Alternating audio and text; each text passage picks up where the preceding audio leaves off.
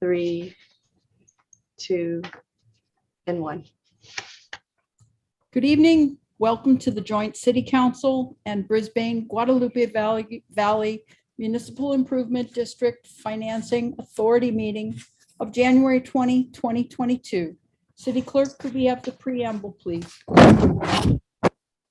This meeting is compliant with the Ralph M. Brown Act as amended by California Assembly Bill number 361, effective September 16th, 2021, providing for a public health emergency exception to the standard teleconference rules required by the Brown Act. The purpose of this is to provide a safe environment for the public, staff, and council members / authority members, while allowing for public participation. The public may address the council and authority using exclusively remote public comment options. The council authority may take action on any item listed in the agenda.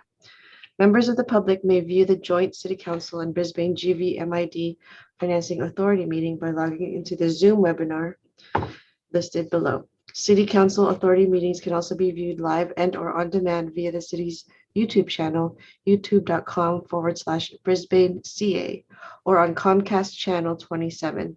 Archive videos can be replayed on the city's website, brisbaneca.org/meetings. The Joint City Council and Brisbane GVMID Financing Authority meeting will be an exclusively virtual meeting. The agenda materials may be viewed online at brisbaneca.org at least 24 hours prior to a special meeting and at least 72 hours prior to a regular meeting. Meeting participants are encouraged to submit public comments in writing in advance of the meeting. Aside from commenting while in the Zoom webinar, following email and text line will also be monitored during the meeting. Public comments received will be noted for the record during oral communications 1 and 2 or during an item.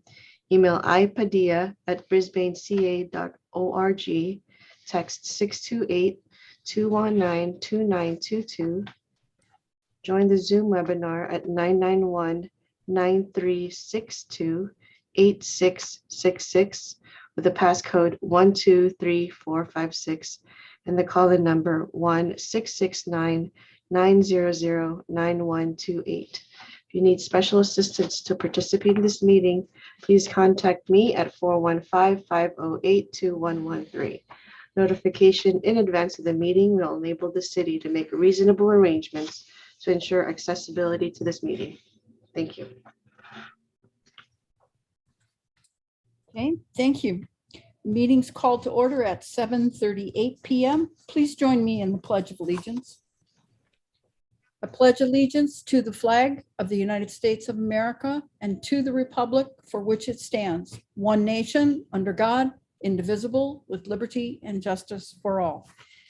Clerk, could we have the roll call, please? Councilmember Davis. Here. I'm sorry, Councilmember Cunningham. I'm here too. Councilmember Lentz. Here. Councilmember O'Connell. Here. Mayor Mackin. Here. Thank you. We move to adoption of the agenda. Is there a first and second to adopt the agenda as it stands? So I moved. make a motion. I'll second. Roll call vote, please. Councilmember Cunningham. Aye. Councilmember Davis. Aye. Councilmember Lentz. Aye. Councilmember O'Connell. Aye. And Mayor Mackin. Aye. Moving on, we're at awards and presentations, proclaiming January 2022 as Human Trafficking Prevention Month in the city of Brisbane. I'll read the proclamation. January is National Slavery and Human Trafficking Prevention Month. Whereas, beginning in 2010 by presidential proclamation, each January has been designated National Slavery and Human Trafficking Prevention Month. Whereas, human trafficking involves commercial sexual exploitation and labor exploitation. Sex trafficking is a commercial sex act that is induced by force, fraud, or coercion.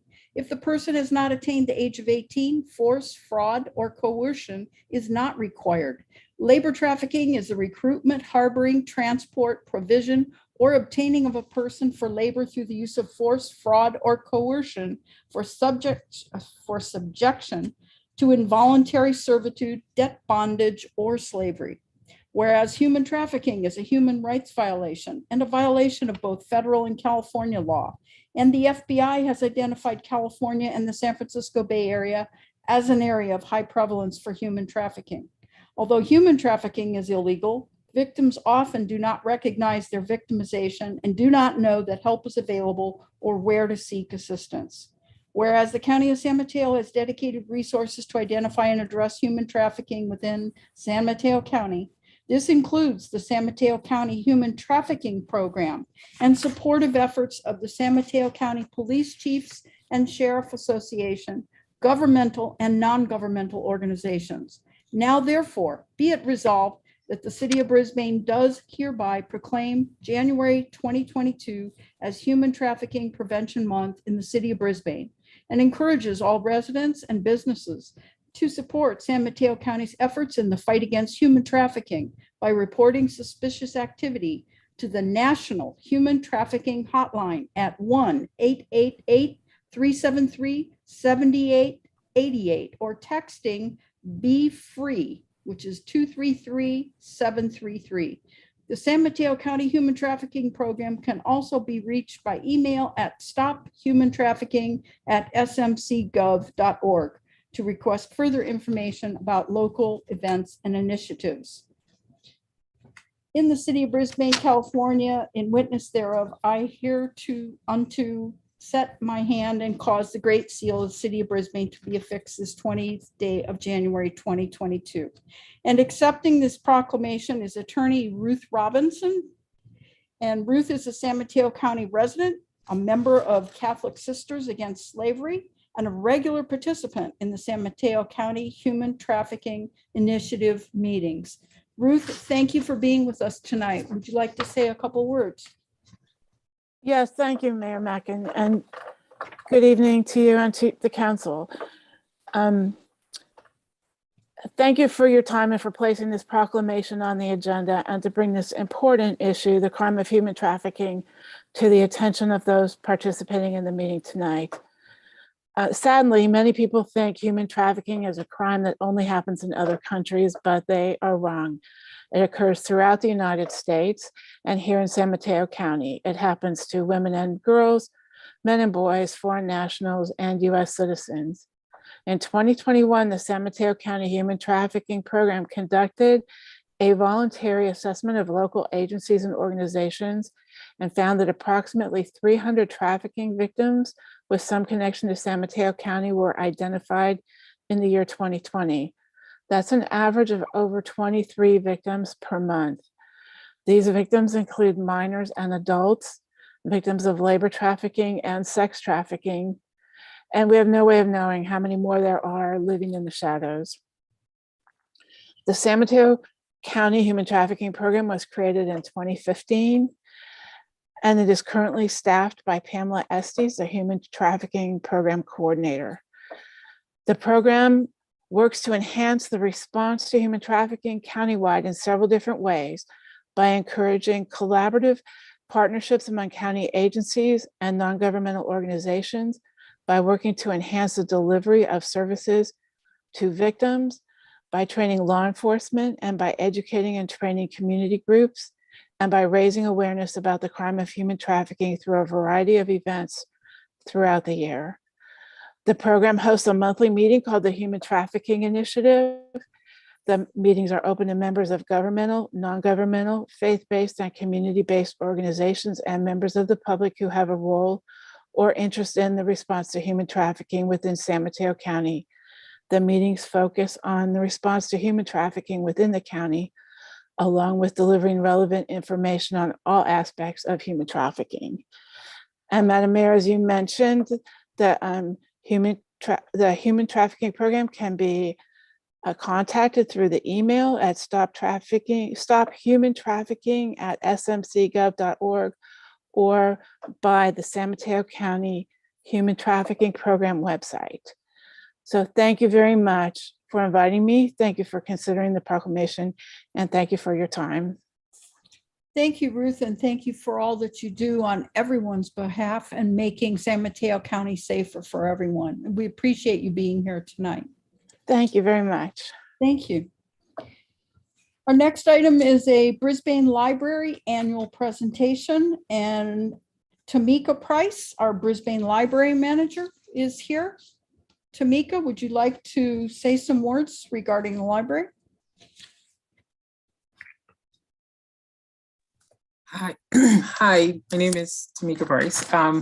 Yes, and I'm the manager of the Brisbane Library. And thank you all, Mayor, as well as City Council member and residents for having me tonight. I just want to present some of our highlights from this past year of 2020-21, and just to acknowledge the work of the staff and residents, as well as City Council members, in having us host a lot of programs this past year. So I'm gonna share my screen. You all.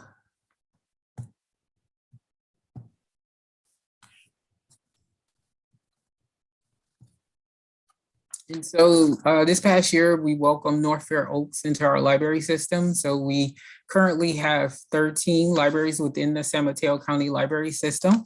Some of you all may know that the library was originally titled County Free Library in 1912. The Library Joint Powers of Authority was formed in 1999.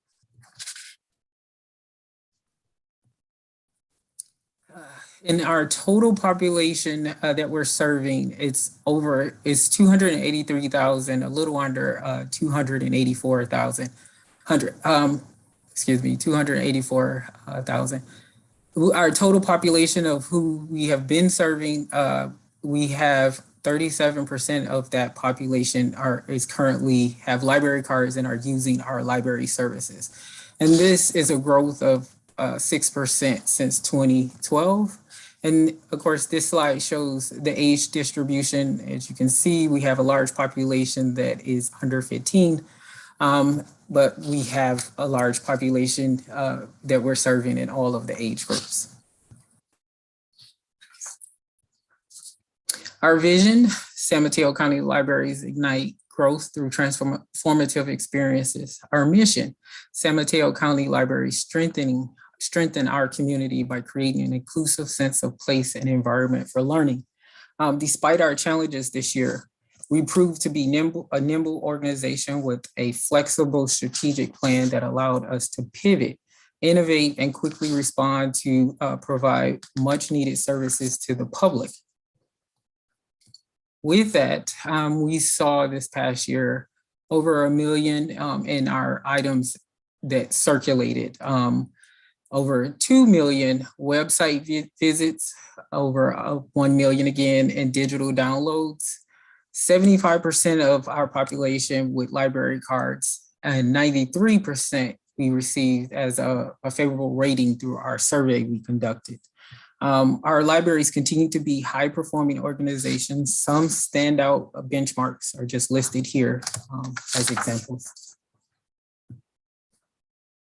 For the Brisbane Library, we were able to provide over 3,000 curbside visits this past year and over 7,000 of our materials circulated. This included our combos, which are laptops and Wi-Fi hotspots, and also just people checked out just hotspots.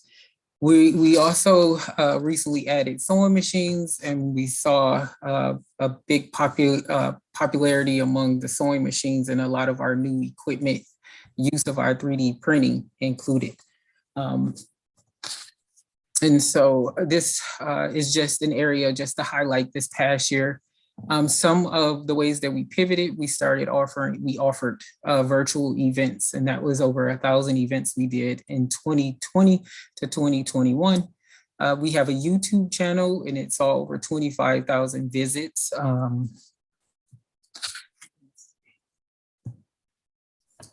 We provided tech help. This was done over the phone, virtually, and at times in person. And this is throughout the system. We provided laptops and hotspots. That was over 2,000 this past year, and 2.7 million wireless sessions, meaning that people used our hotspots and used our services, our wireless connection.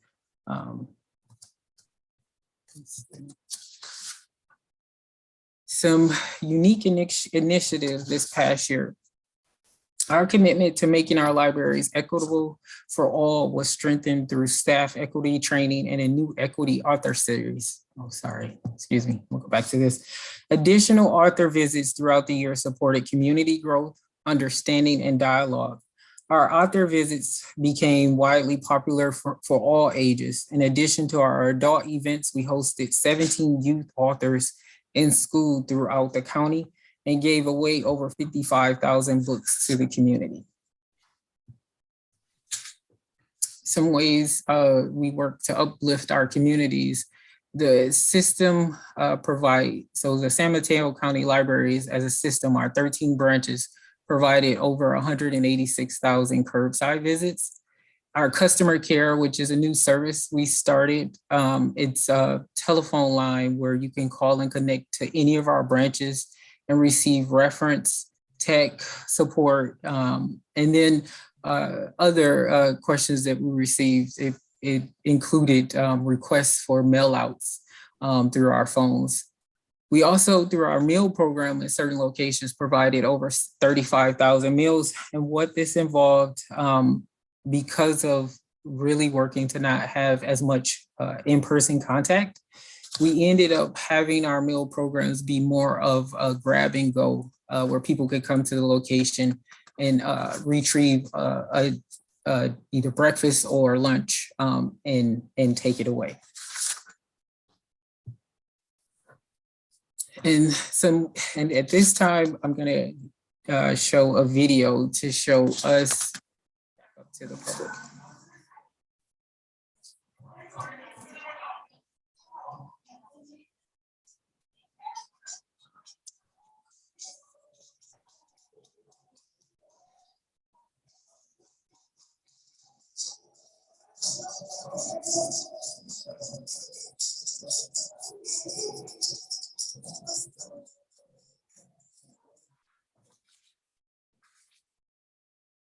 And expanding horizons. In March, our family of libraries grew as we welcomed the North Fair Oaks Library into our San Mateo County Libraries.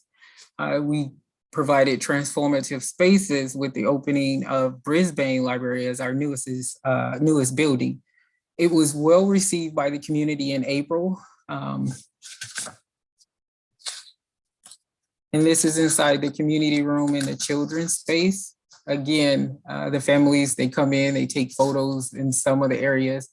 One being this lime green window in the children's area, which is very popular, and the toys along the wall as well. A part of adjusting to the COVID situation, we came up with unique learning or youth learning opportunities to really work to counter the learning loss that was being reported throughout the country and the county. And we focused on some areas where it was more populated with youth of color. With our history as leaders during the summer and the encouragement of our governing board to think big, we developed and succeeded in a robust set of positive interventions. We developed Library Explorers, which Brisbane was one of the libraries that hosted it. And it was an in-library camp experience for 5 weeks, offered our families create programs, which is a form of STEM, but it was focused on creating and creating DIY projects and different things where they were able to see what they could create through experiments. The program was 5 weeks long and it served over 1,000 youth throughout the county. And here is a video. Summer experiences help sustain and accelerate. The video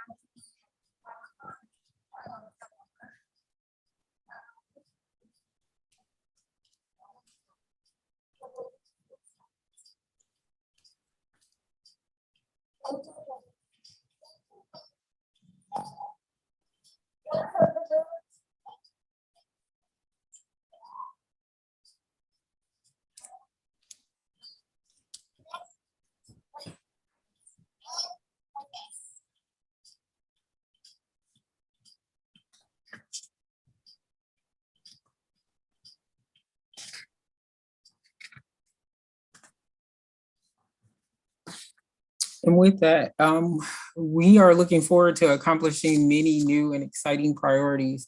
And this includes in the coming year, opening the new Atherton Library, we believe this spring in a couple months, to continue the work towards new libraries in East Palo Alto and Pacifica.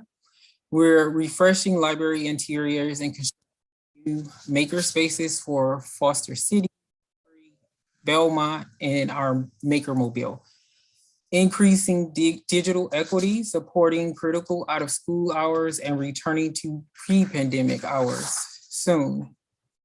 So again, I would like to thank you all for allowing me to present how we have been working in the communities around the county.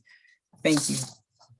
Tamika, thank you very much. And I think you've really illustrated for us how libraries are so much more than books, and you've really served well through the pandemic, especially with personalizing a connection with everyone in our community.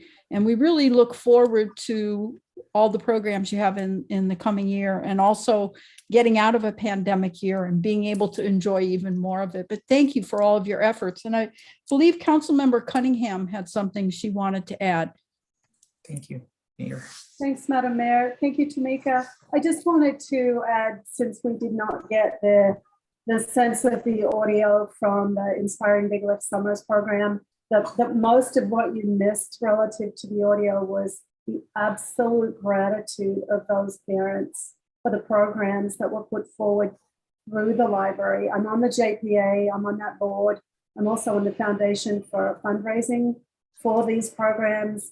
And I just have to say, I am still blown away every day by this staff and the amount of things that they actually are still getting accomplished in this pandemic. It's just mind blowing. So thank you so much. I'm sorry I didn't have the audio on to hear the whole thing. I will share the video and hopefully the website as well you can go to and view it. Great idea. Thanks. I think we got Madam Mayor, if I could just ask Sure. a question of Tamika. Councilmember Glenn, go ahead. Thank you, Madam Mayor. Thank you for your presentation, Tamika, and being a part of our family in Brisbane. As was mentioned, the audio was not, we weren't able to really hear it. But it was great to see the smiles of those parents. And it seemed like some of the parents are volunteering to be in those classrooms, with those kids. Is that part of the program? Pre-pandemic, the parents were allowed. We had a component of where the parents were provided some techniques on ways that they can work with the kids at home. But since the pandemic, the parents are no longer allowed in the class. Okay. But, so once we, hopefully get out of this thing, I mean, it just seems to keep lasting forever, right? But one day we will get out of it. Are you planning to bring back kind of a program where parents, can volunteer and take, be more empowered to to share their experiences and their wanting to give back to the kids through the library system? Actually, yes, that's something that we welcome. We usually ask people from the community to sign up and volunteer. And what that involves is volunteering, helping with some of our programs and supporting the library in other ways. But we've had parents and community members that have wanted to offer workshops and programs, and we welcome that. So yes. Awesome, that's fantastic. All right, well, hopefully, maybe by the summer, we're all good and we can start doing more programs that engage folks. So thank you. Yes, you're welcome. Thank you. Thank you all. Thank you very much. Thank you for what you do for Brisbane. Okay, moving along, we're at oral communications number 1. Do we have any members of the public wishing to speak on any item that is not on tonight's agenda? Madam Mayor, I received an email from Anya Miller. The COVID testing vehicle was not in the park today. Why? Okay, thank you. No one else wishing to speak?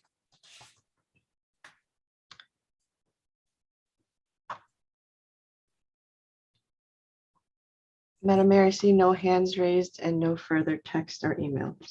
Okay. Move on to the consent calendar. Is there any member of the public or the council wishing to remove an item from the consent calendar? And I understand we need to remove item I for discussion.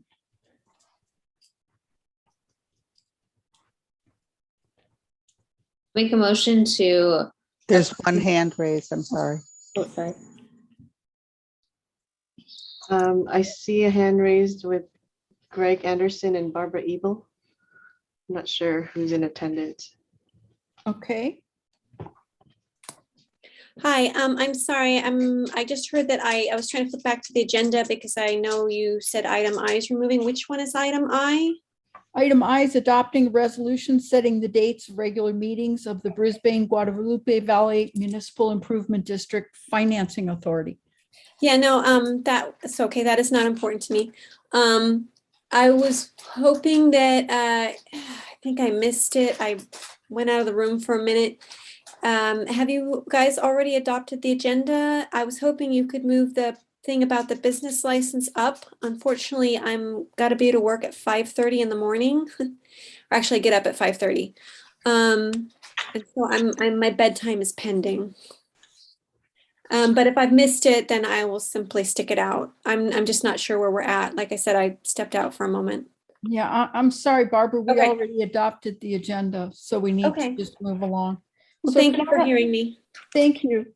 So can I have a motion to adopt the consent calendar? It would be items C through H and J through K. I make that motion removing item I for consideration. Okay. Second. Roll I'll call second vote, that. please. Okay. Okay. Roll call vote, please. Councilmember Cunningham, I, Councilmember Davis, Aye.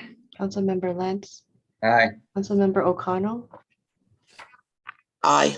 and Mayor Mackin. Aye. So let's go back then to item I. I believe Stuart or Clay, one of you was going to speak on this. I can, since I wrote the report. We need to amend the resolution to include March 3rd as a regular meeting. For that, we think that we will be able to bring information on the March 3rd meeting. We are not going to be ready with the February 3rd meeting. So you can amend the resolution to remove February 3rd and include March 3rd as regular meetings. So we're removing February 3rd and including March 3rd, correct? Correct. Okay, thank you. With that, I'll make a motion to accept item I, removing February 3rd and adding March 3rd to the consent calendar. Do we need public comment Oh, sorry. or discussion? You can have, yes. do we have any members of the public wishing to speak on this? Madam Mayor, I don't see any hands raised. I have not received any text messages or emails. Okay. So absent that, we have a motion and a second. Could we have a roll call vote, please? Who was the second, Madam Mayor? I am happy to second that. Okay. Councilmember Cunningham, Aye. Councilmember Davis, Aye. Councilmember Lentz, Aye. Councilmember O'Connell, Aye. and Mayor Mackin. Aye. Thank you. We move on to the public hearing. First item is item L, consider introduction of an ordinance to amend the Brisbane Municipal Code, Title 17 zoning ordinance to achieve consistency with housing-related state legislation passed in 2017 and after. Could we have a staff report, please? Yes, thank you, honorable mayors, members of the city council. As you noted, there have been several changes to state law that relate to housing projects and the city's ability and method in which we regulate such projects. Specifically, state law now limits the city's discretion in reviewing certain kind of housing projects to the application and verification that they comply with objective development standards, which we're calling odds for purposes of tonight's hearing.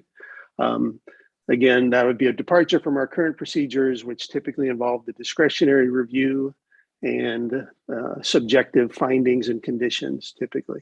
So we did need to revisit our zoning regulations. The city did have the opportunity to obtain a grant from the state of California to hire a consultant to help us with this endeavor. And that effort led to the establishment and the drafting of the ordinance that is in front of you this evening. That ordinance was reviewed by the Planning Commission a couple times last year, last November and December, and was recommended for adoption unanimously by a 5-0 vote. With that, I'm going to turn the presentation over to our consultant, Good City, and they'll walk you through, both the intent of the ordinance, some of the provisions, and the draft itself. So with that, I'll turn it over to my consultants. Thank you, John, and good evening, Honorable Mayor and City Council. Aaron Acton with Good City Company. It's good to be back in front of everyone tonight. And Kelly will be running the slideshow, so why don't we move to the next slide. All right, here is an overview of the presentation. You can see all the bullet points here, so we'll jump to the next slide. So John went over a lot of this, but tonight is to review odds or the objective design and development standards. This is being done because the state has passed a series of laws over the last few years that make cities rely on objective, quantifiable standards and not on subjective findings like most cities have done in the past. And we will go more into this in the presentation. Next slide. So here's a timeline. This started over a year ago. We had our kickoff meeting. We've had several planning commission meetings. We went to the city council during the summer for a study session and an update session. And as John mentioned, we had planning commission hearings in October and November, and we're here in front of you tonight for the first hearing related to this. We also had a series of public outreach meetings, which we'll cover in the next slide as well. I'm sorry, we'll go into that next later in the presentation. So the key law that we're looking at is the Housing Accountability Act. Now, this law is now 40 years old, but it's been strengthened by the state legislator and by the governor over the past few years. And really the key rule that's been put in place is that cities can no longer apply subjective findings to residential developments. They must only apply objective standards. Now, the state did not say that we've had a question come up, and this question has come up in almost all cities where objective standards have been under consideration, is what specific laws is the state requiring that cities adopt related to objective standards? The state is not. But what the state is saying is that if you don't have certain laws in place, a developer can submit, and they could be the ones that are the starting point for a new development. So really the key to what we're doing tonight is front loading the city's discretion and putting as many objective standards in place as possible so that the city and the community becomes the starting point for development rather than the developer's application. Next slide, please. So what is a subjective standard? These are pulled from the Brisbane Code, but really these are almost found in every single code throughout the state of California. In order for certain residential, multifamily residential to be approved, the planning commission or the city council must make a finding that the proposal scale, form, and proportion are harmonious, that the colors may complement the project. There's another finding that says the orientation and location of buildings must integrate well, must maintain compatible relationships. Now, the issue with this wording is that two reasonable people could come up with a different definition of what harmonious means, what complement means, what integrate well means. And so it puts housing in the position, and developers who build housing in the position of not knowing what to submit, and they may spend months or years in a process only to get denied at the back end. And that's what the state wanted to avoid, and why it's requiring cities only apply objective standards. Next slide, please. So what is an objective standards? Well, there's something that are easily quantifiable, something that is measurable. So here are two examples. Third story shall be set back at least 5 feet from the wall plane to the second and first stories below. So that's something you could see on a plan, you could see in real life and actually measure it. Here's the second one. At least 50% of the planes of exterior walls along public streets shall vary in depth and or direction using cornices, recesses, bay windows, and overhangs. So that's something a planner could look at the set of plans and say, yes, they are doing that. A member of the public can also do the same. And of course, a developer who is building housing is able to draw their plans and propose something that they know can be approved. Next slide, please. So as part of the contract, when we met with John and Julia early on, they stressed that public engagement and community engagement was essential to this process. So we've had a series of meetings.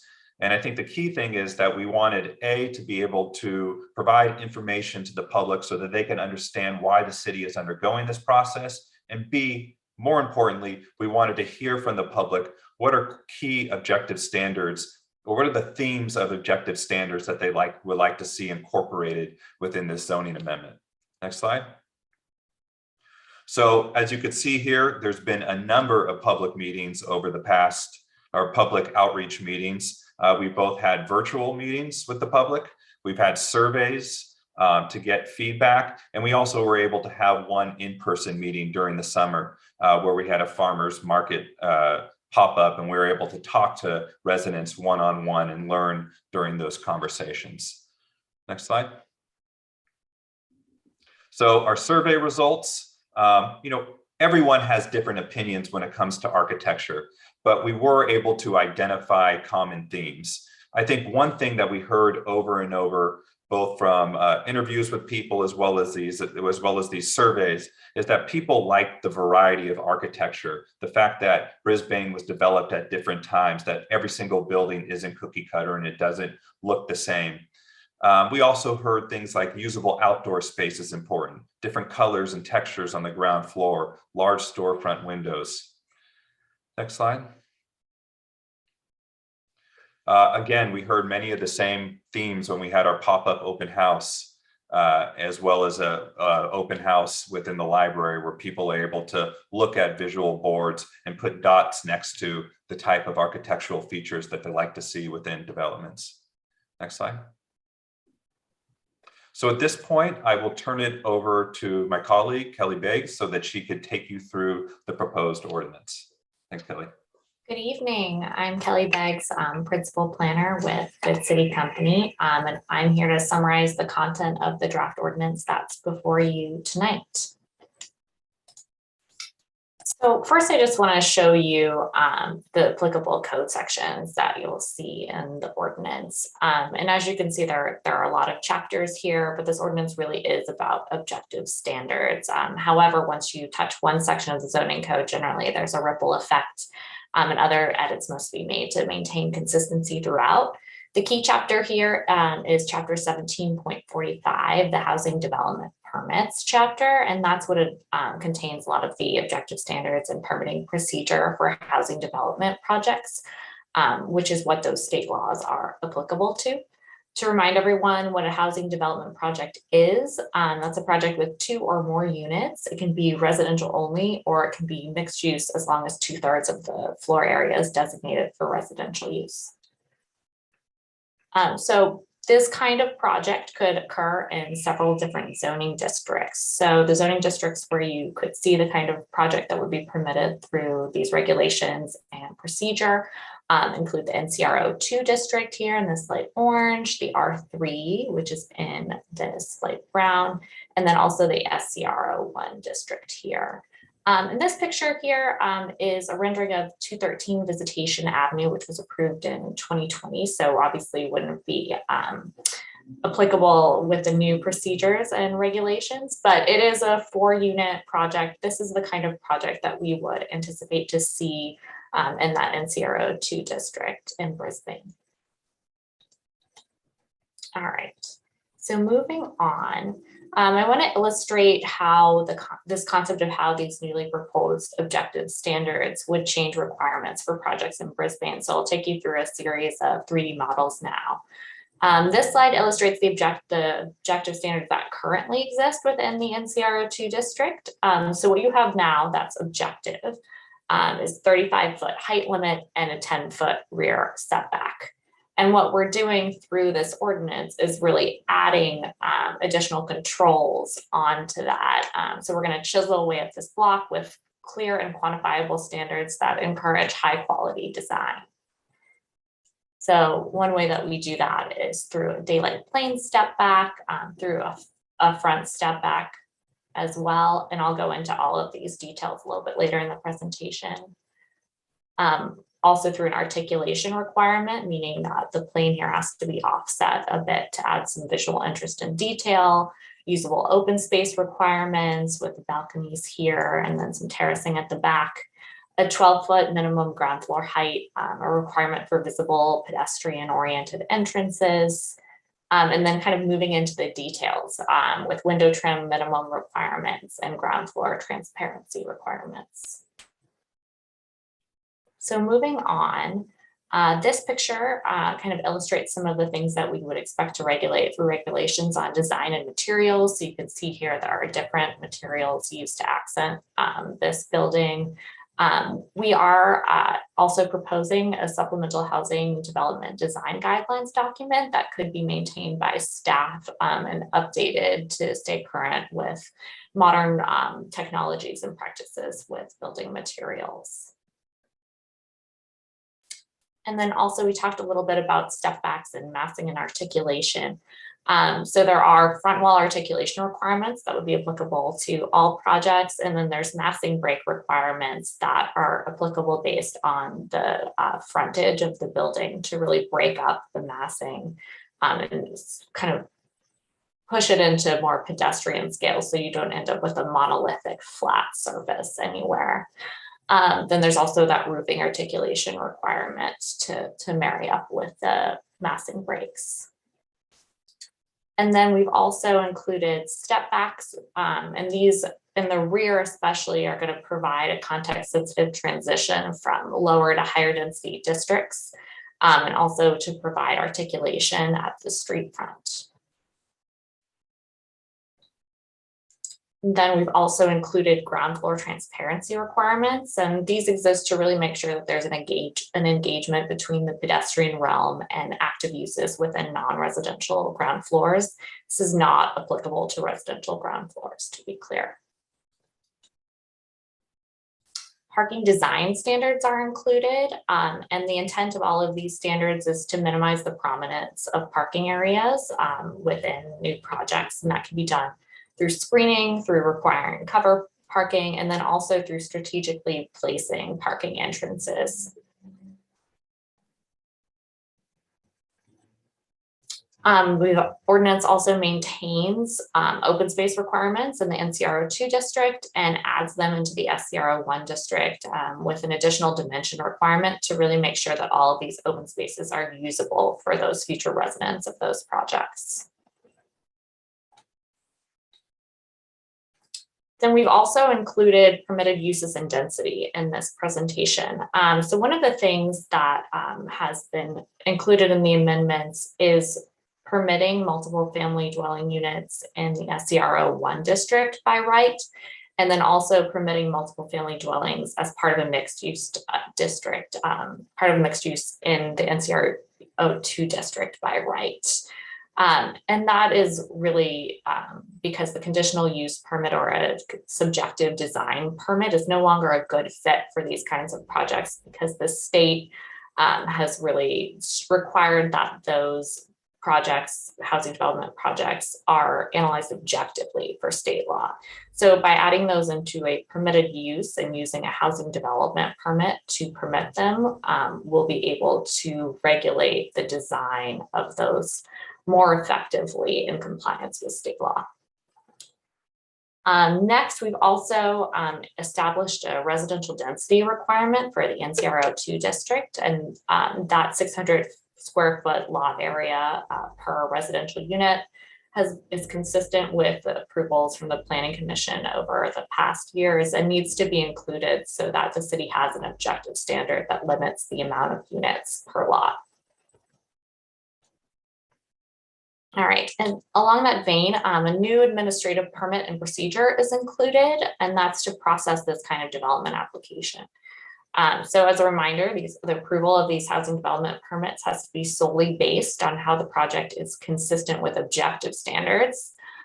This process would be under the authority of the zoning administrator, and is really centered around state law, which has limited the power of decision-making bodies and the public to modify or deny these kinds of projects, provided that they do comply with objective standards. So the procedural changes intend to balance providing the public with information about new projects without imposing subjective review that would be inconsistent with state law. Right, and I'll turn it back over to John to go over the recommendation. Yes, thanks, Kelly, and thanks, Aaron. So again, the recommendation is that the council introduce the ordinance to amend the municipal code as was attached to your staff report. With that, we'll be glad to take any questions you have. Thank you. John, can I just first ask you to clarify for the public where SCRO 1 is and NCRO 2 are, just colloquially, because those are both now included for multifamily housing. Not everyone knows where those zones are. Sure, Kelly has a graphic of that. NCRO 2 is basically the Visitation Avenue core of Brisbane and San Bruno Avenue. And then SCRO 2 is along Bayshore Boulevard, as shown on that graphic. Okay, thank you. Council questions?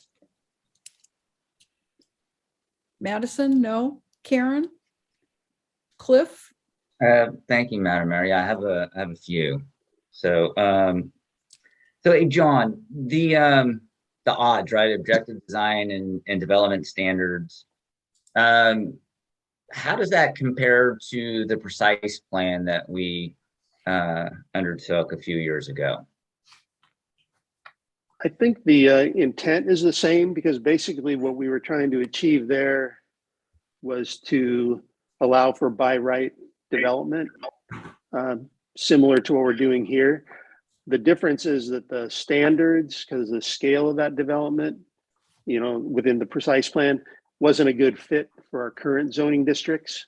So we basically had to do a sort of a specialized exercise based on the development characteristics of these two zoning districts, though. But the intent is the same, basically, where there's a set of objective standards that a developer could follow, and everyone would understand, what their requirements are up front without going through a discretionary process. Okay. And then, with the precise plan, we looked at providing residential opportunities in a commercial zone. And here, we identified these particular current areas of town that already allow housing. I'm just curious why the area in the precise plan wasn't also, kind of part of this mix to evaluate. I think our feeling is that we've already accomplished that with this precise plan, in terms of we do have objective standards that are embedded into that particular document, so that we didn't feel the need to amend that. Okay. And let's see, so the permit procedures, so the HDP housing development permit. So, Kelly, you talked about the by right. So if you have this process in place, the developer follows all the rules, then they are allowed to move forward with their project. But in the staff report, it talks about if someone objects, then there would be a public process. If you could talk about that potential public process, please. Yeah, I'm happy to. So I did lay it on the staff report in a bit more detail. What would happen essentially is staff would perform an analysis of whatever proposal there is, check everything off. Does it apply with every objective standard that we have? And then we do want to be transparent about that. So there would be a staff report published online and also a notice circulated. And then if a resident or a member of the public had an objection to staff's analysis, meaning that believes that it does not meet an objective standard, then we would, the zoning administrator would have a public meeting to review the analysis and then also to hear public comment. Okay, but the public would not be able to apply subjective standards. Correct. Process. It's making sure that we are following the objective standards that the council has approved. Yes, that's absolutely correct. Okay. When you were putting this together, did you ever consider just having it just be kind of an automatic if there's a housing project that is over a certain amount of units or a certain amount of square footage, that it just automatically just has a kind of public review, just so that the public is more informed rather than, finding out about an approved project, through the newspaper or social media? Yeah, I'll let John respond to that. Yeah, well, we didn't really put any kind of size criteria, but we are providing public notice the same as we would for any project that's subject to a design permit nowadays or a use permit. So we provide the same notice. And again, we don't differentiate between the size of the project. So we're not providing any less notice than we would have under the current procedures. Because again, we think that transparency is important, and the idea that people know about these projects and if they have questions about them, that the analysis is verifiable and very, available for their review. Got it. And so if there was could it be just one member of the public who objects, and then that would just trigger the process to have the public meeting? Yes, there's no petition required or anything like that. Okay, and then would it be conducted as a council meeting, or is it just standalone meeting? Yeah, a zoning administrator hearing. Yeah. Okay, and so then that meeting would be conducted in the council chamber, or is that kind of far down the line that have figured that one out yet? Pre-COVID zoning administrator meetings we have for minor planning permits now, and typically they were held in the one of the conference rooms in City Hall. They weren't typically held in council chambers. But obviously, if there was great community, interest in the need to do that, we could. But again, this is the reason we went with this particular approach. Was it is more of a technical and mechanical exercise in terms of verifying requirements were met versus not met, as opposed to, again, a more of a subjective, review. And there are things that I'm sure that people might bring up at a hearing, at a commission meeting, that under the new rules, they wouldn't really be relevant to the analysis and our obligations under state law to act. Okay. All right. And we're going to have our council discussion about it and give our, put our 2 cents in. I just also want to do a shout out for Good City. I thought you did an excellent job of engaging our community, engaging all the various stakeholders, and you've put together a really, solid plan. We need new housing in Brisbane. There are these rules by the state that are requiring us to do it, but you're giving us a way to apply, our own sense of our community into these potential new housing developments. So, you guys are just a really good example of why it's really important to have a good consulting team on your side and, engaging with the community as you plan for the future. So thank you, Kelly and Aaron, for the work that you've done. We should also recognize Nick Hamilton, who we didn't introduce, who performed a lot of the community engagement. So thank you. Absolutely. Good job, Nick. Councilmember Okay, Madam Mayor. O'Connell, did you have any comments? I have a question. When something doesn't meet design objectives and it goes through review and they say, no, it doesn't meet all the objectives, what happens then? Then the city has the ability to deny the project or modify it substantially to comply. Or the applicant would also have the right to appeal theoretically and try to demonstrate that it did meet the standard. But yeah, that's the city retains the ability to deny or change a non-compliant project. And that would go through the traditional roles of planning commission and or council? Not really. I mean, the denial, again, is based on the fact situation. And again, they would follow the same appeal process as anybody would follow. And I believe it ends up at the planning commission, Kelly. I'm not sure. We actually have appeals going straight to the city council. Okay. I do want to clarify that it's not like they get one shot to submit and meet the objective standards. There would likely be a dialogue between staff and the applicant. And it would be likely that the applicant would adjust whatever proposal they have. But if they do not meet the objective standards, then they would need to go through the full-on process that is normally done with a design. Actually, it's a little different. They're not, I mean, it's pretty binary. That process would lead to an outcome of approval or denial. There's no sort of separate route to go through a discretionary permit. And basically, they're subject to a design, this kind of housing development permit. And if they meet the standards and they can get approved, or they can appeal. If they get denied, they can appeal that to the council. So at that point, it would become a council decision. But again, the findings on which the council would be acting would be those objective standards.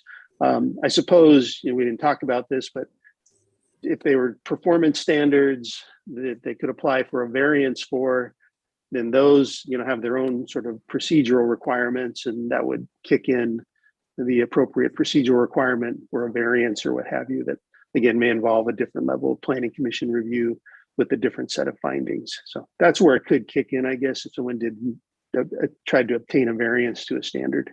So the variance procedures would remain the same. Correct. And then I'm sorry, what was that, Kelly? I was just going to say another example would be if someone's seeking a use permit for a parking reduction or something like that, then you kind of teeter back into that more subjective territory. Correct. Well, I don't want to say teeter. We either go there or we don't go there. Yeah. Yes, they would. They'd be subject to whatever the discretionary permit is that's they're asking for. Yes. But parking use permit or variance. Yes. Okay, that's one of my questions. On the 600 square foot minimum site, explain that to me. Sure. So the 600 square feet is the amount of space you need for one dwelling unit. So typically in the NCR02 district, those lots are, I think, about, 25 by 100, so 2,500 square feet. So you'd get about 4 units on a typical NCRO lot.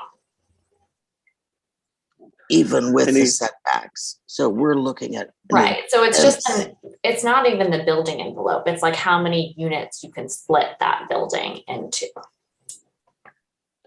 Yeah. But and we're again, guaranteeing by right a minimum of 600 square feet you can build a building on. we are establishing a density because right now, there are no fixed density standards in that zone. They're established by use permit. That is not an objective standard. We need to be able to tell somebody like we can in the R2 zone or the R3 zone that you're entitled to X many units. You know, that's the yield in this zone is X many units per acre maximum. Is that 600 square foot minimum the most we can require under state law? Or could we go less? If you went less, you'd be permitting more units. If you went more, you would be permitting less units. I do want to, right. And I also want to clarify there is a minimum lot size within that zoning district. So that's kind of a separate item to tease out. Okay, well, I'm asking to tease that out because I have a question about that. The minimum lot size is 2,500 square feet. Okay, 2,500 square feet with a 600 minimum unit size. Is that the lowest or highest that we can go under current state law? Or do we have discretion in that amount? You have discretion in that amount. John, the state law doesn't really tell the city what our zoning densities need to be. Obviously, you know, if we start changing our zoning designations and reducing the amount of housing compared to what we've historically allowed in districts, even though we didn't have a set zoning density standard, you know, whether or not the city will pay consequences of that down the road at the housing element, I wouldn't want to speculate on that, but there are some issues about having development standards that create infeasible development, and Aaron can probably speak to that. That's an issue too. A city can't adopt standards which make development of housing infeasible either. We felt this standard we were very comfortable with because we know it. We've seen other development in the market create this sort of development. If we're going to be more restrictive and have smaller projects, you know, whether or not we'd have to do that kind of exercise of feasibility, I'd probably have to talk to my consultants more about that. Well, you know, this is putting 4 buildings on a regular 25 by 100 lot. It's 4 units. 4 units, yeah, 1 building with 4 units. And that's a really tiny lot to put 4 units on, in my opinion, for a city built under our current density. It's very dense. And I'm wondering what other cities, and I know that I always hate it when we ask for comparisons of what other cities are doing, because that's so subjective. But that just seems like really, really dense for a minimum standard, even though you're asking for a 5-foot setback here or a 3-foot setback there, or textural changes. That seems like really, really dense minimums to go for. And I'm concerned with that. Mm-hmm. Yeah, just so you know, we did use sort of recent project approvals as kind of the template for that. They're in Brisbane. I don't know. I don't have all 2 or 3 of them, Kelly. There have been 2 or 3 projects. Yeah, the one that I showed in the PowerPoint was 213 Visitation. And that was a 4-unit project with the parking, with a garage with 4 vehicle parking spaces, and then also a small retail storefront. That's I'm not not sure. though, right? That's not built. No, not yet. Correct. So we have no idea what that looks like.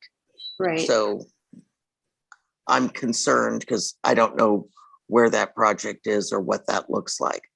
I am concerned with the 600 square feet.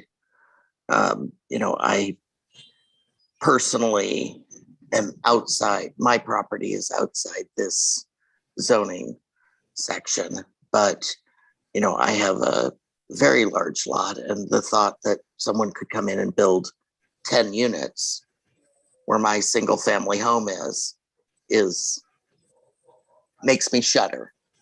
Right. Yeah. And I will note that, this ordinance doesn't touch single family zoning districts. The other thing that I'll bring up to address that concern about the sensitivity to residential. That's yet.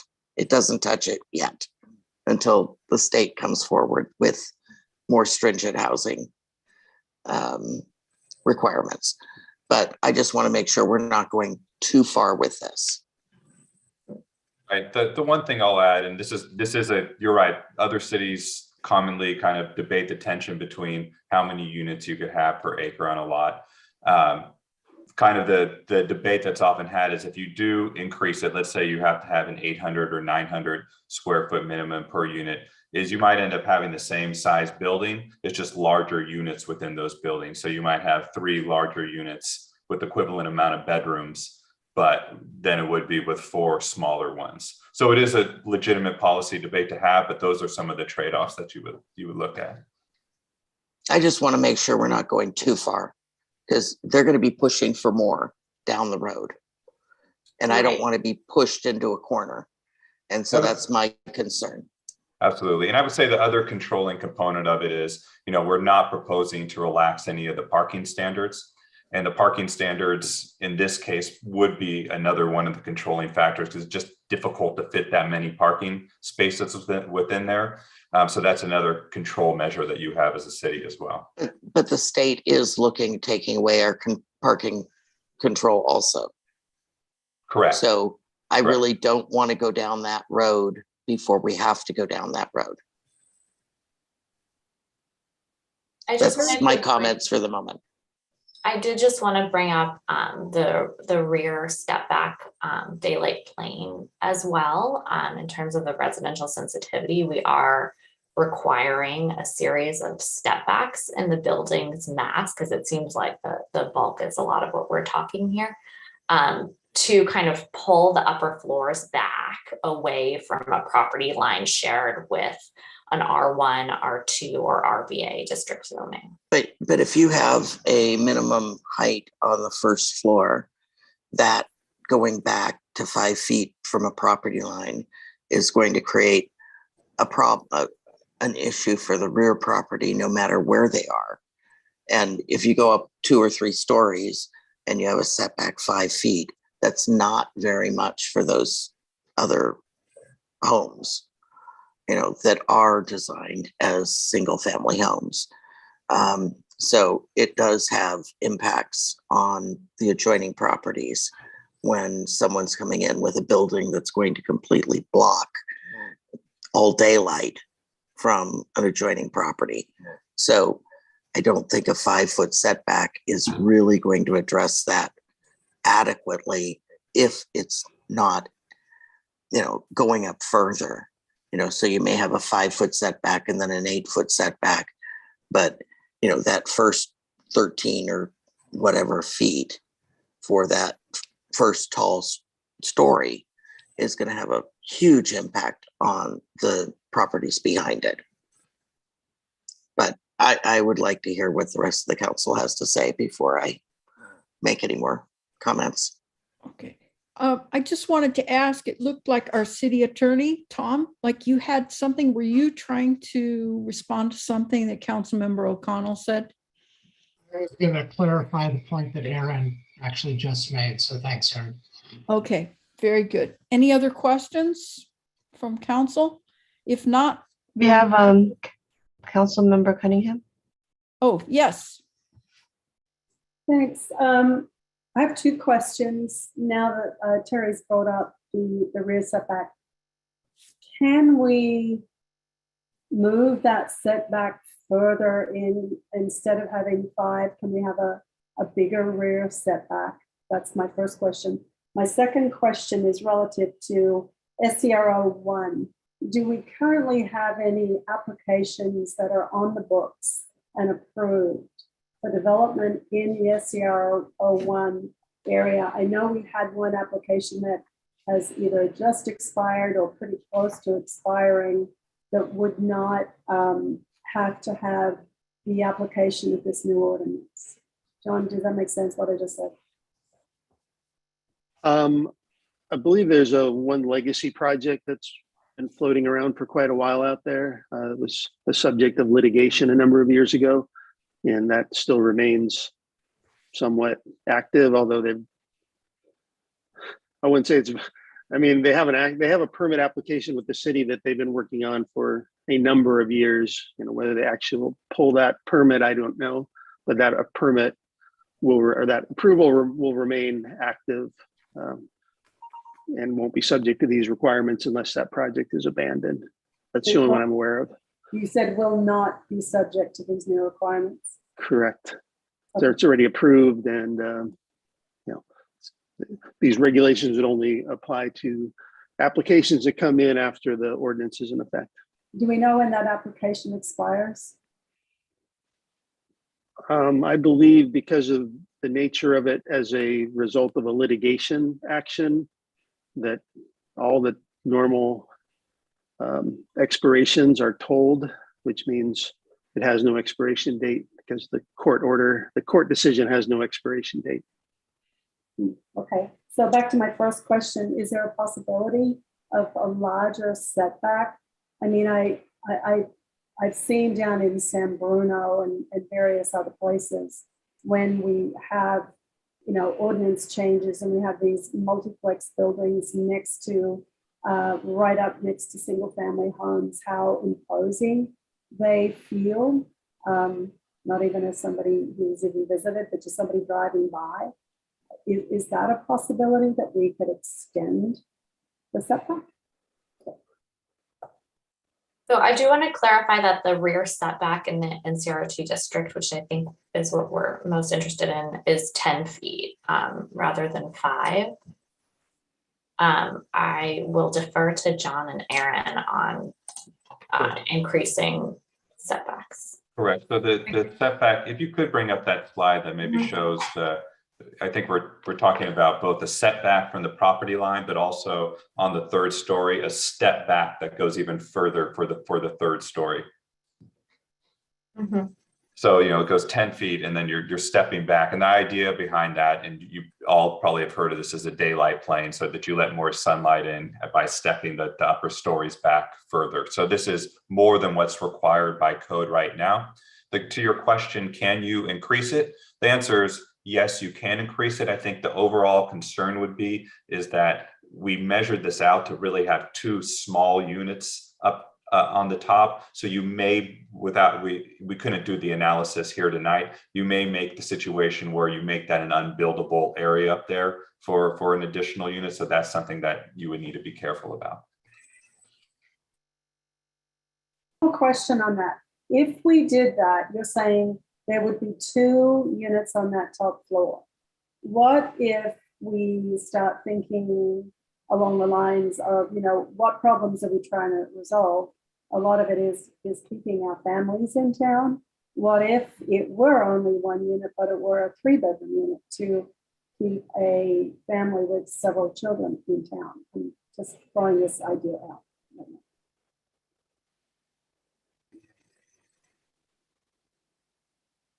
Correct. You could look into that.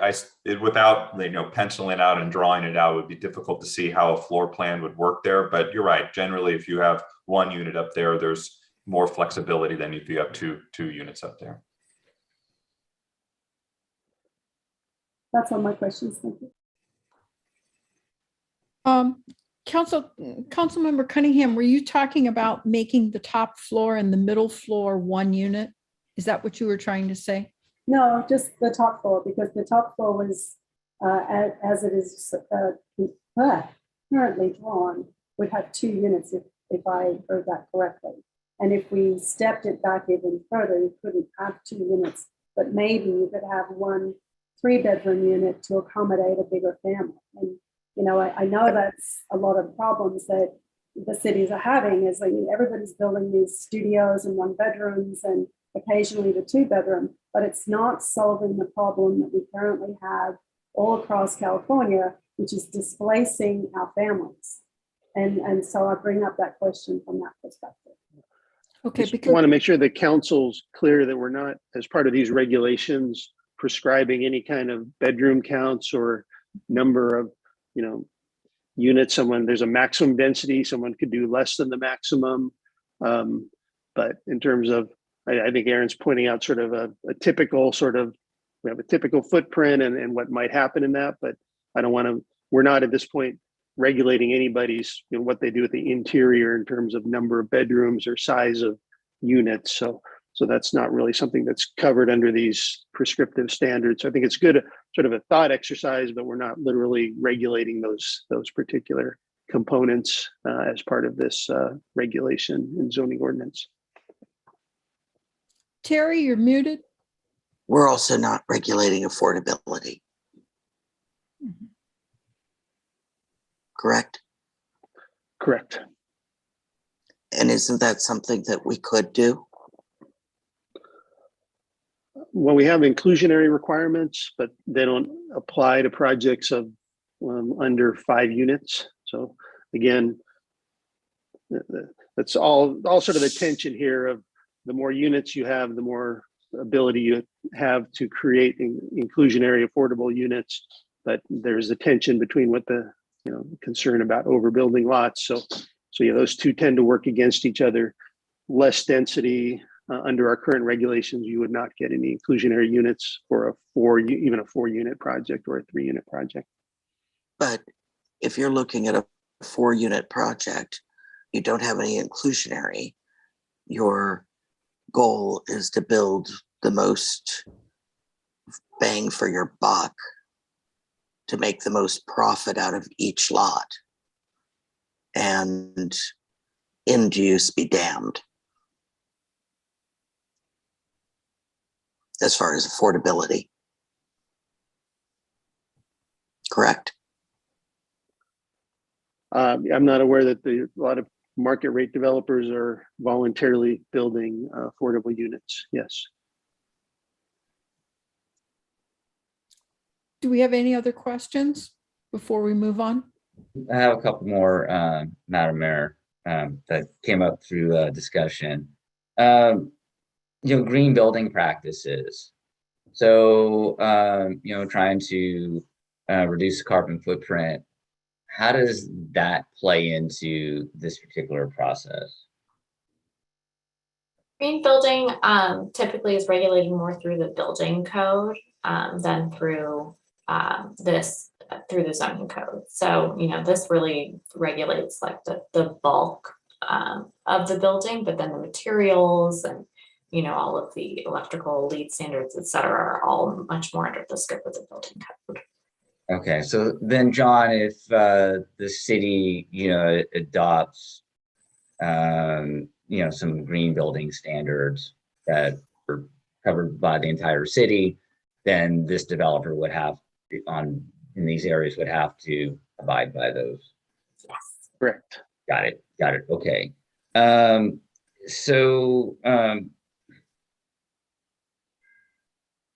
If we put out these objectives, and say they were too stringent, say they were too difficult, could there be a challenge from a developer saying that our objectives are not feasible?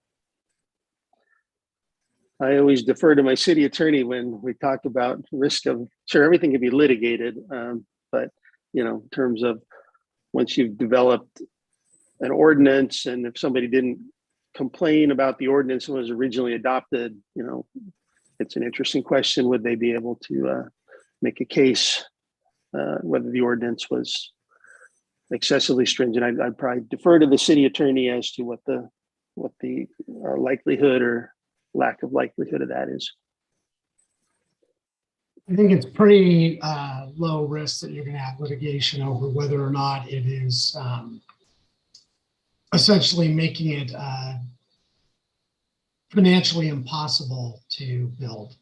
That is, there are cases in California on that. There's cases globally on that.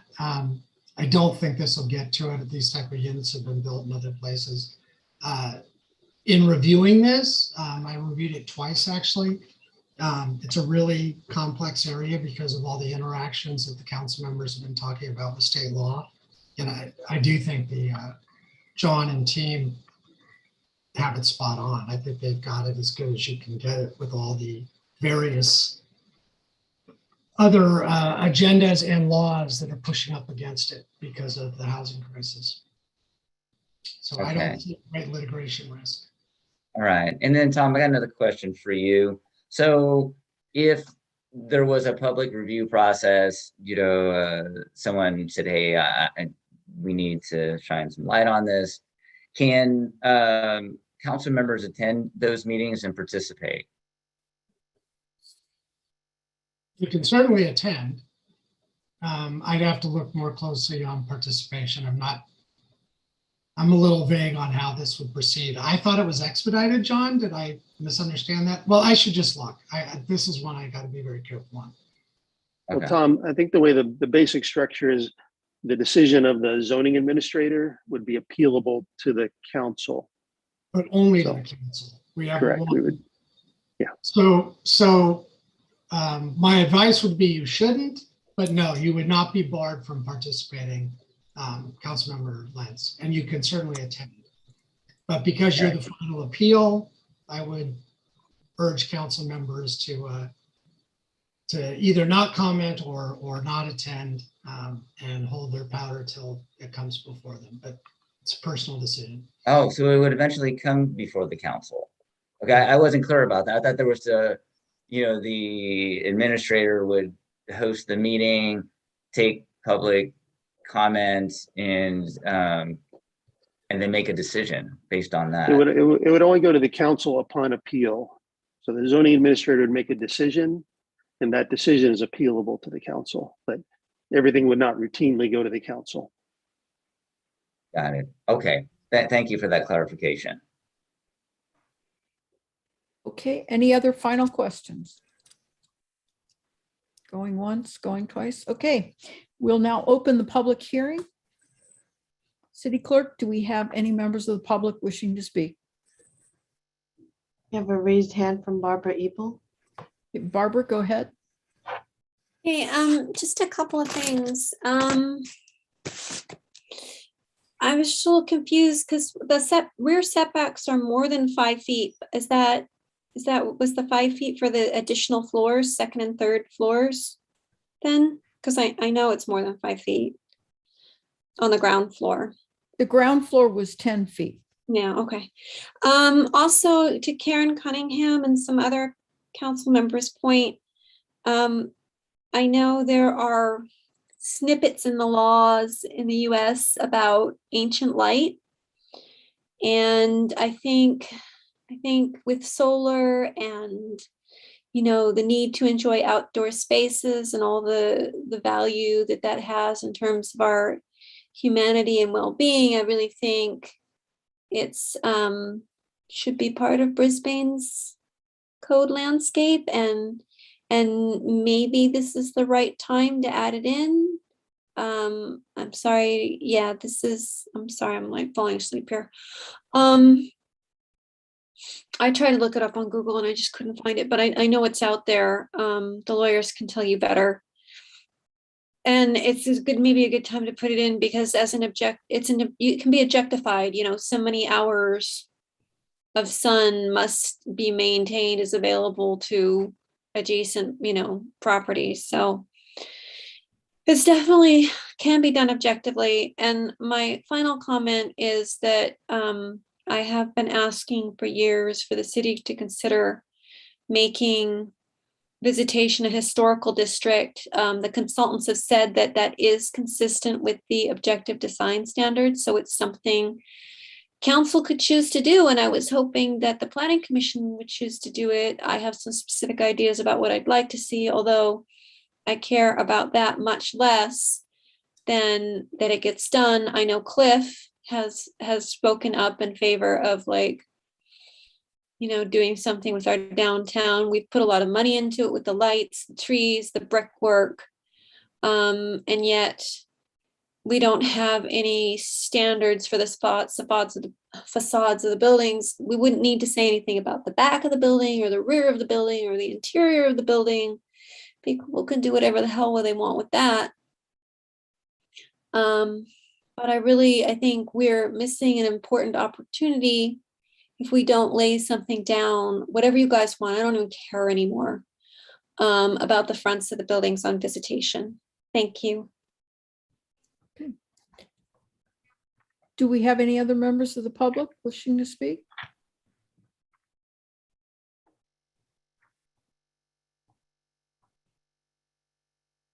If you'd like to participate and you're dialing in, please press *9 to indicate raised hand or *6 to unmute.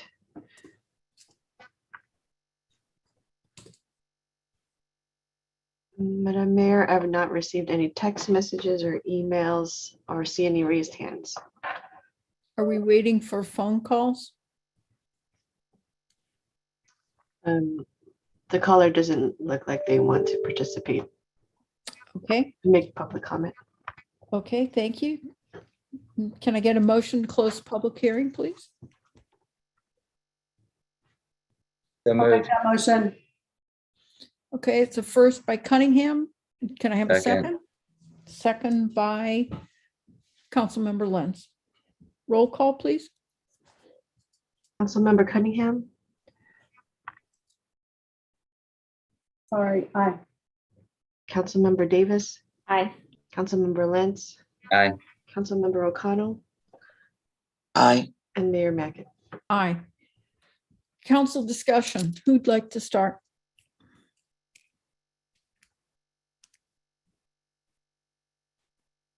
I'll start, I guess. So, Terry, you got your hand up. I just think this goes a little too far with the density. It doesn't give us any wiggle room for when the legislature changes its mind and requires us to be more dense. So that's my thoughts right at the moment. So Terry, let's see if we can get some clarification on that, because it sounded like we already in one of these zones is that we already have that 600 unit or 600 or a unit for every 600. 600. What is that? Okay, whatever. The 600 acre thing, right? Don't we already have that in place in some of this already?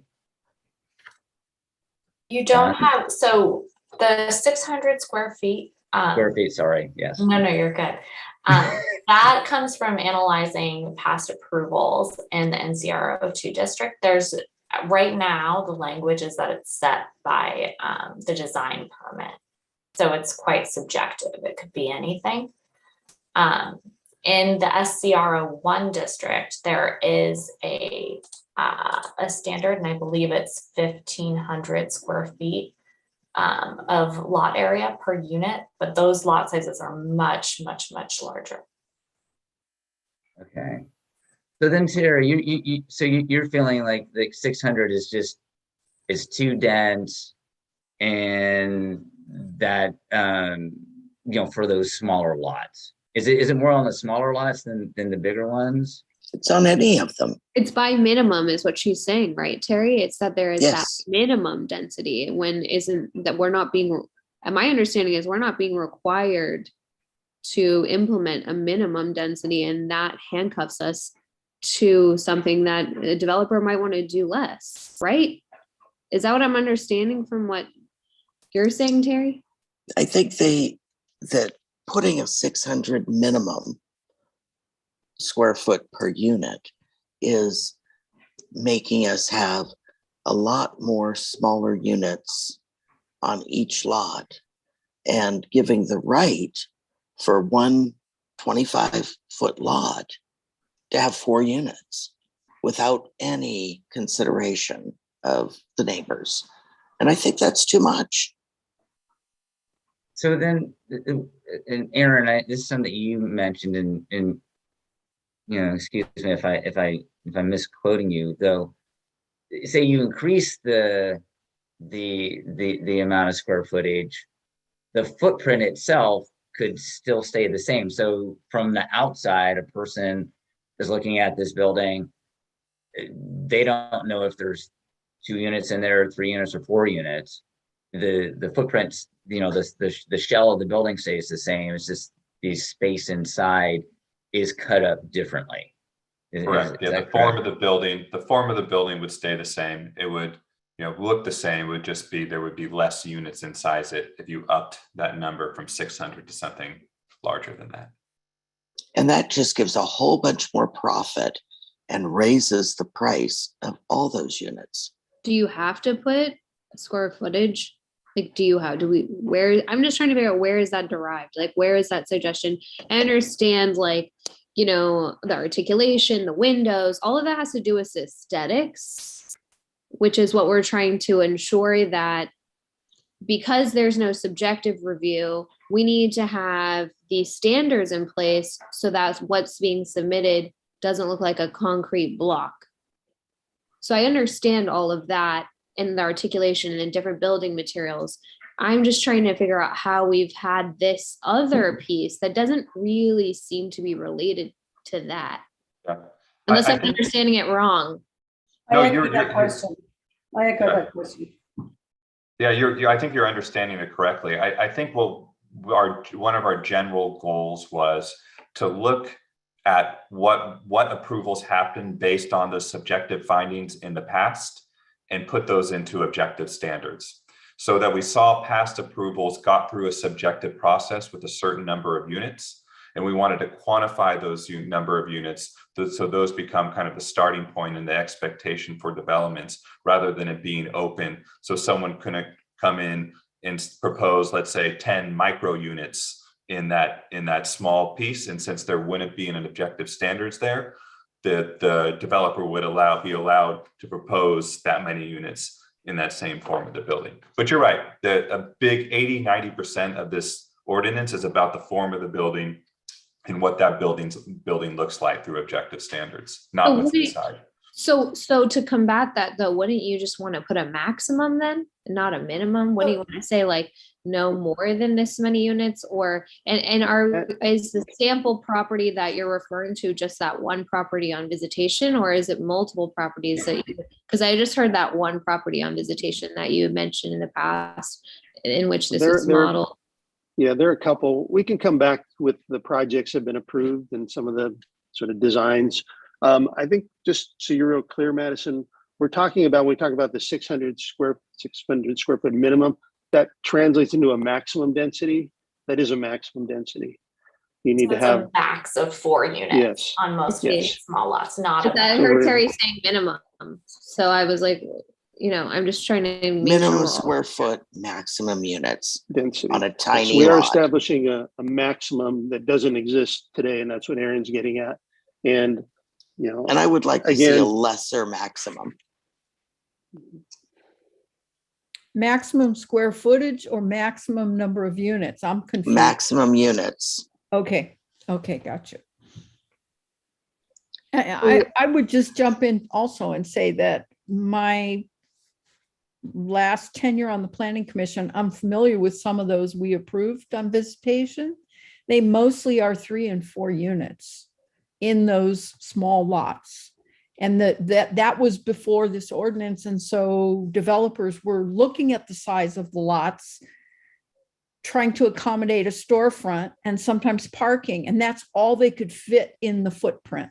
So it kind of has a self-regulating feature by the footprint and the features that they know people are looking for in buying a unit. Is this, we're talking about the one next to Midtown, that little yellow house? Is that one of the properties? I don't remember the exact location. There was one on that side of the street, and then there's the other one that's kind of across from the 23 Club.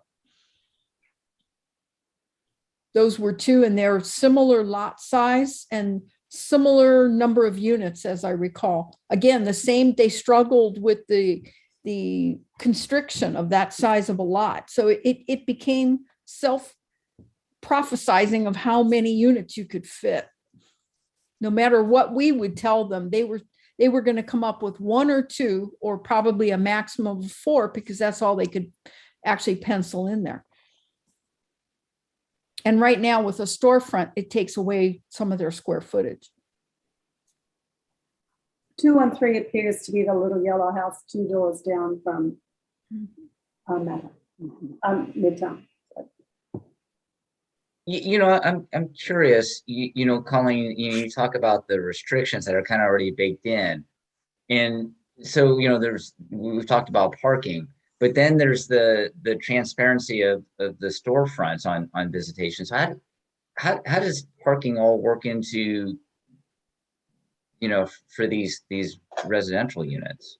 The unit that was across from the 23 Club has, as I recall, a parking garage on the left, and then the right side had a very, very small storefront. So they managed to fit a garage, but it makes the transparency portion about 2/3 of the frontage.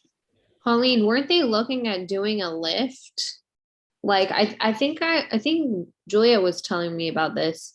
They were looking at like a conveyor, like you see them in the city now in new developments, right, John? Yeah. A parking stacker. Yeah, one of those has a parking stacker.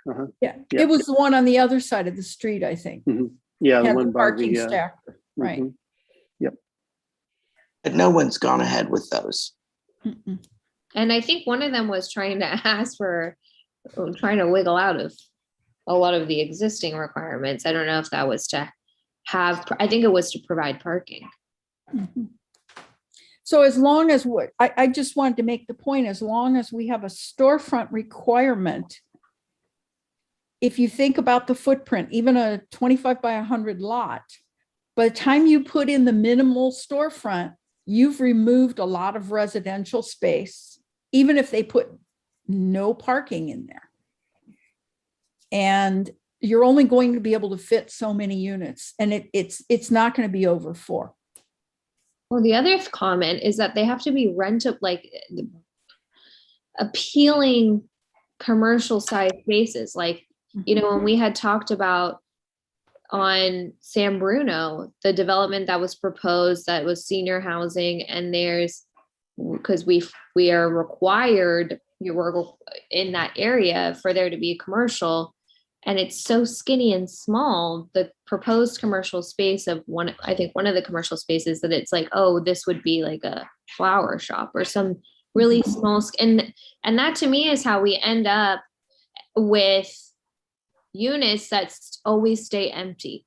And that just contributes to blight. And I see the reason why we have to have commercial, right? It's on visitation. We don't want to build all housing and all of a sudden we don't have any businesses anymore. But I think that you have these design standards to try to prevent something, but then it has this unintended consequence where you have a commercial district that feels vacant and is not actually functional in the real world. And so how do you prevent that? I would just point out that there are several houses on visitation. There are also many apartment buildings on visitation with no retail component. And I think my opinion here is somewhere we need to decide if we're going to continue to require storefronts, because I agree with what you're saying, Madison. My concern is we end up with these 250 square foot storefronts that get covered by paper and someone's living in them. And then we look like a blighted downtown. Right next to the church is a perfect example. So if you look at the church by Madhouse, right?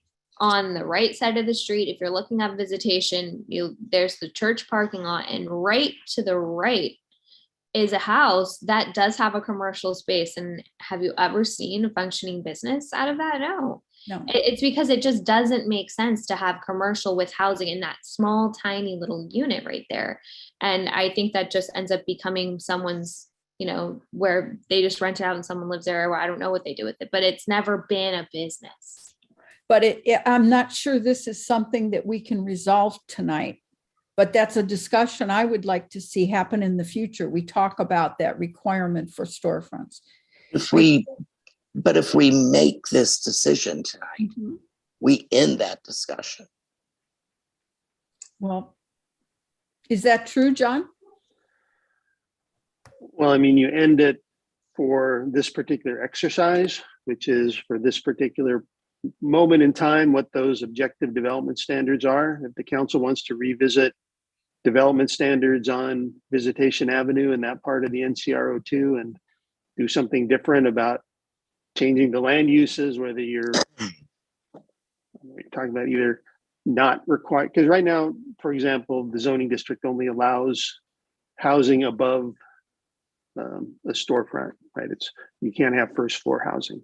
So if that's something the council wanted to initiate a code amendment to look at changing those regulations, that's totally separate from this endeavor. But and then It's not separate. It is separate. It's a different land use question versus a design question. And you'd have different design standards if you said, well, we're going to allow for ground floor residential, then we would come up with the appropriate development standards for ground floor residential. But that's a policy and a land use choice for the council to make before a design sort of program is developed. So And you're saying I'm going to propose that we change the land use. I've been talking about land use to anybody who will listen for the last few years. We now have control of the Bank of America site. Hopefully there'll be some other things happen in and around that area that are much more interesting and flexible.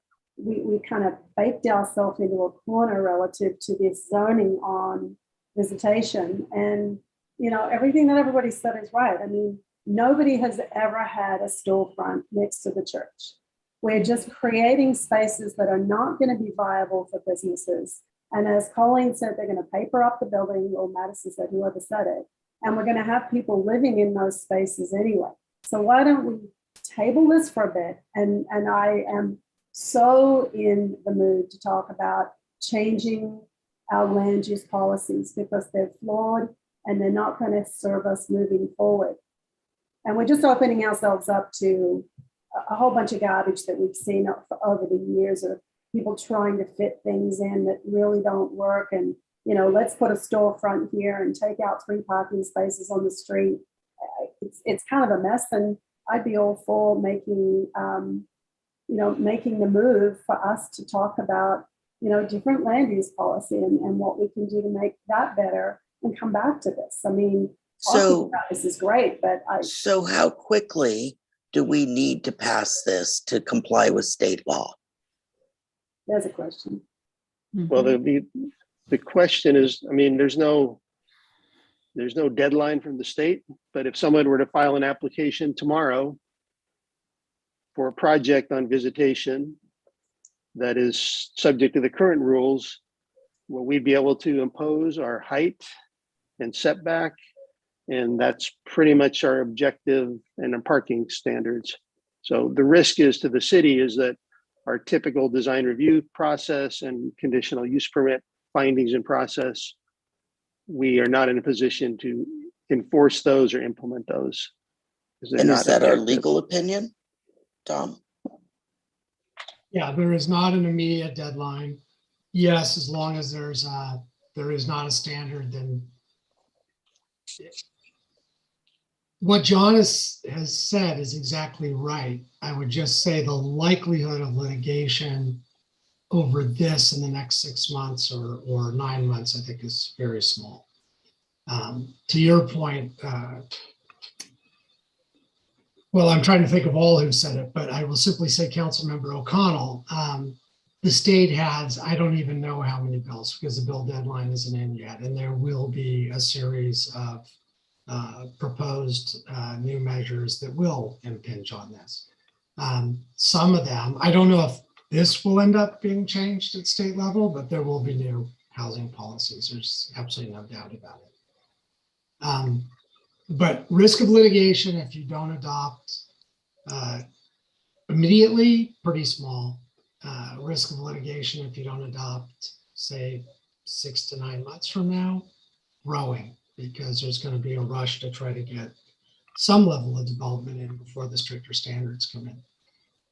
I just need more time. You know what? If we put this off and decide to have a conversation about land use policy, and we get that moving really quickly, we can get something done. Because I think listening to everybody speak, we're sort of fairly close mentally on, you know, what we don't want to see. And if we get one application that gets through those cracks in the meantime, so be it. But there isn't an application pending. There's nothing that's being talked about. So if we lose one to gain 10, that's a win for me. So I'm going to be quiet. Madam Mayor, just a point of privilege. Aaron, were you going to say something? It looked like you wanted to weigh in on the state. Yeah, I was going to, I mean, you covered a lot of it. What I was going to say is I don't think that I'm not an attorney, but I agree. I don't think there's a huge litigation risk. I think, and Councilmember Cunningham just stated, is I think the risk would be that someone would just submit an application with the objective standards as they see fit and just try to take it through the process. And then the city would be forced into the position to deny something without an objective standard there to deny it. So that would be the risk. Thank you. For the folks from Good City, I thought this is where Aaron was going. I apologize. You guys haven't seen a bill yet that would create a problem. I mean, we're so early. It's 2 more months or another 6 weeks. No, I mean, no, I haven't seen any. I do think there's some bills that relate to parking and requirements for parking, you know, that might affect every city in the peninsula, that were actually bills this year that got tabled to 2-year bills. Yeah. Okay. Thank you. Madam Mayor, if I have a question. So, you know, you're right, Madison, about the, you know, that house, that unit that's next to the church and the one that's next to that. I remember being on the planning commission when that corner house went before the commission, and it was like a wink, wink. Yeah, we're going to do this retail piece, and you know, they followed the guidelines that we currently have in place, right? And then, of course, it never became a retail location that was below residential. It just became all part of the house. But Aaron, with what we have in these new guidelines, there's this transparency that has to be shown at the lower level. So aren't you kind of addressing that problem with what you have before us? Correct. So and Kelly or Nick could go to more into it. Yes, so there's definitely going to be transparency requirements. And this is the discussion that we had with the Planning Commission. It's just a trade-off when you have a parking, you know, curb cut, and you have a garage there to access it, and you have a 25-foot wide lot, you're left with not that large a storefront. So you end up having the smaller storefront there than you would have in a typical storefront when there is not parking requirements there. So like if you're in San Francisco, so you're in Noe Valley or one of the, you know, different neighborhoods, you know, there's the lots are not very wide, but there isn't a garage either. There's just the storefront and then the housing above. That's the primary difference, is that when you have a parking, a curb cut, a driveway, and you have your storefront, something has to give, and you end up having a smaller storefront overall. Now, that isn't the case when you have a corner lot. You know, we're talking worst case scenario here, where you have a 25-foot interior lot. When you have a corner lot, that's not the case. If you have, you know, a slightly wider lot, then that's not the case, because you end up having a wider storefront. But in the situation where you have a 25-foot wide storefront, there is a trade-off that when you have a driveway there, that you're going to have a smaller storefront than you would normally have. But Aaron, when you talk about transparency, aren't you talking about ground level windows? And those windows can be covered. from Yeah. the inside. So transparency is only as good as what the person occupying the inside does with those windows. Am I I haven't not seen correct? inside the Baylands office for months Mhm. where that used to be. It's been completely covered for like 2 years. Right. Yeah. So a lot of times with cities, that is a big problem. Cities usually have codes that relate to that you can't cover up a certain amount of the window, and then it's being a code enforcement action, because you do have sometimes like people just pull, like they convert it to an office, so they just pull down the blinds in there so you can't see in, and you end up having code enforcement actions. Those are pretty common for downtown areas. I think the Yeah. problem here is that we're gonna be creating really small commercial units that aren't gonna get rented.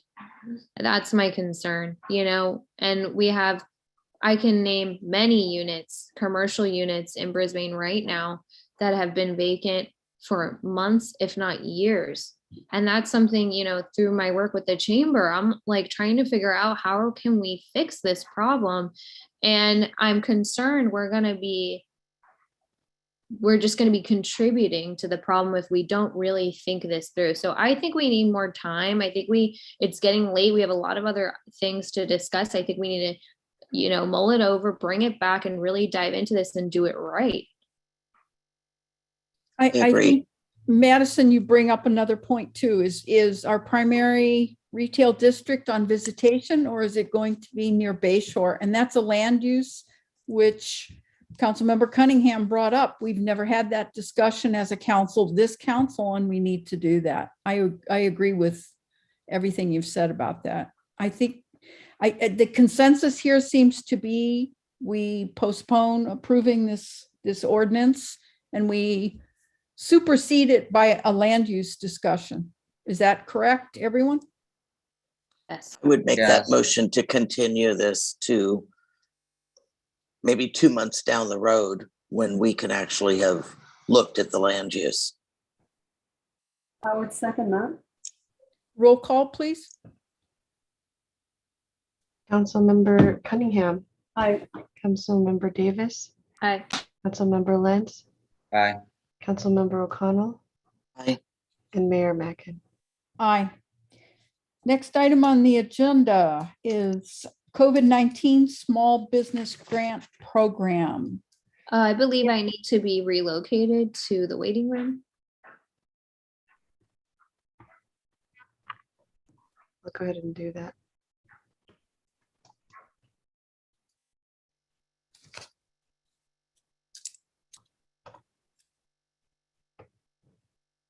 Okay, it looks like Councilmember Davis is gone. Is that correct? Mayor Mackin, we have to make a record. Councilmember Davis is recusing herself because of the potential for an appearance of conflict of interest. It's been previously determined that there is no conflict of interest, but because the chamber has a contract involving this program, she's recusing herself from the discussion and the decision. Thank you. Thank you, City Attorney. So we move on to staff report, please. Yes, Madam Mayor, Council. This is a continuation of an item that you have been talking about for a little bit. You back in November of 21, you approved 27 applicants receiving $6,000 out of a $200,000 overall grant. That left $38,000 left over out of the 200,000. City Council requested the Economic Development Subcommittee to determine the criteria for distributing the remaining 38,000. During that meeting on November 4th, the City Council also talked about having the subcommittee look at whether or not businesses that were created in 2020 could be eligible for some grant funds. The subcommittee met on December 2nd on how to use it, $38,000. What they discussed was potentially reducing the 25% loss in 2020 to a 15% loss. So that would allow more businesses to be available to participate in this program.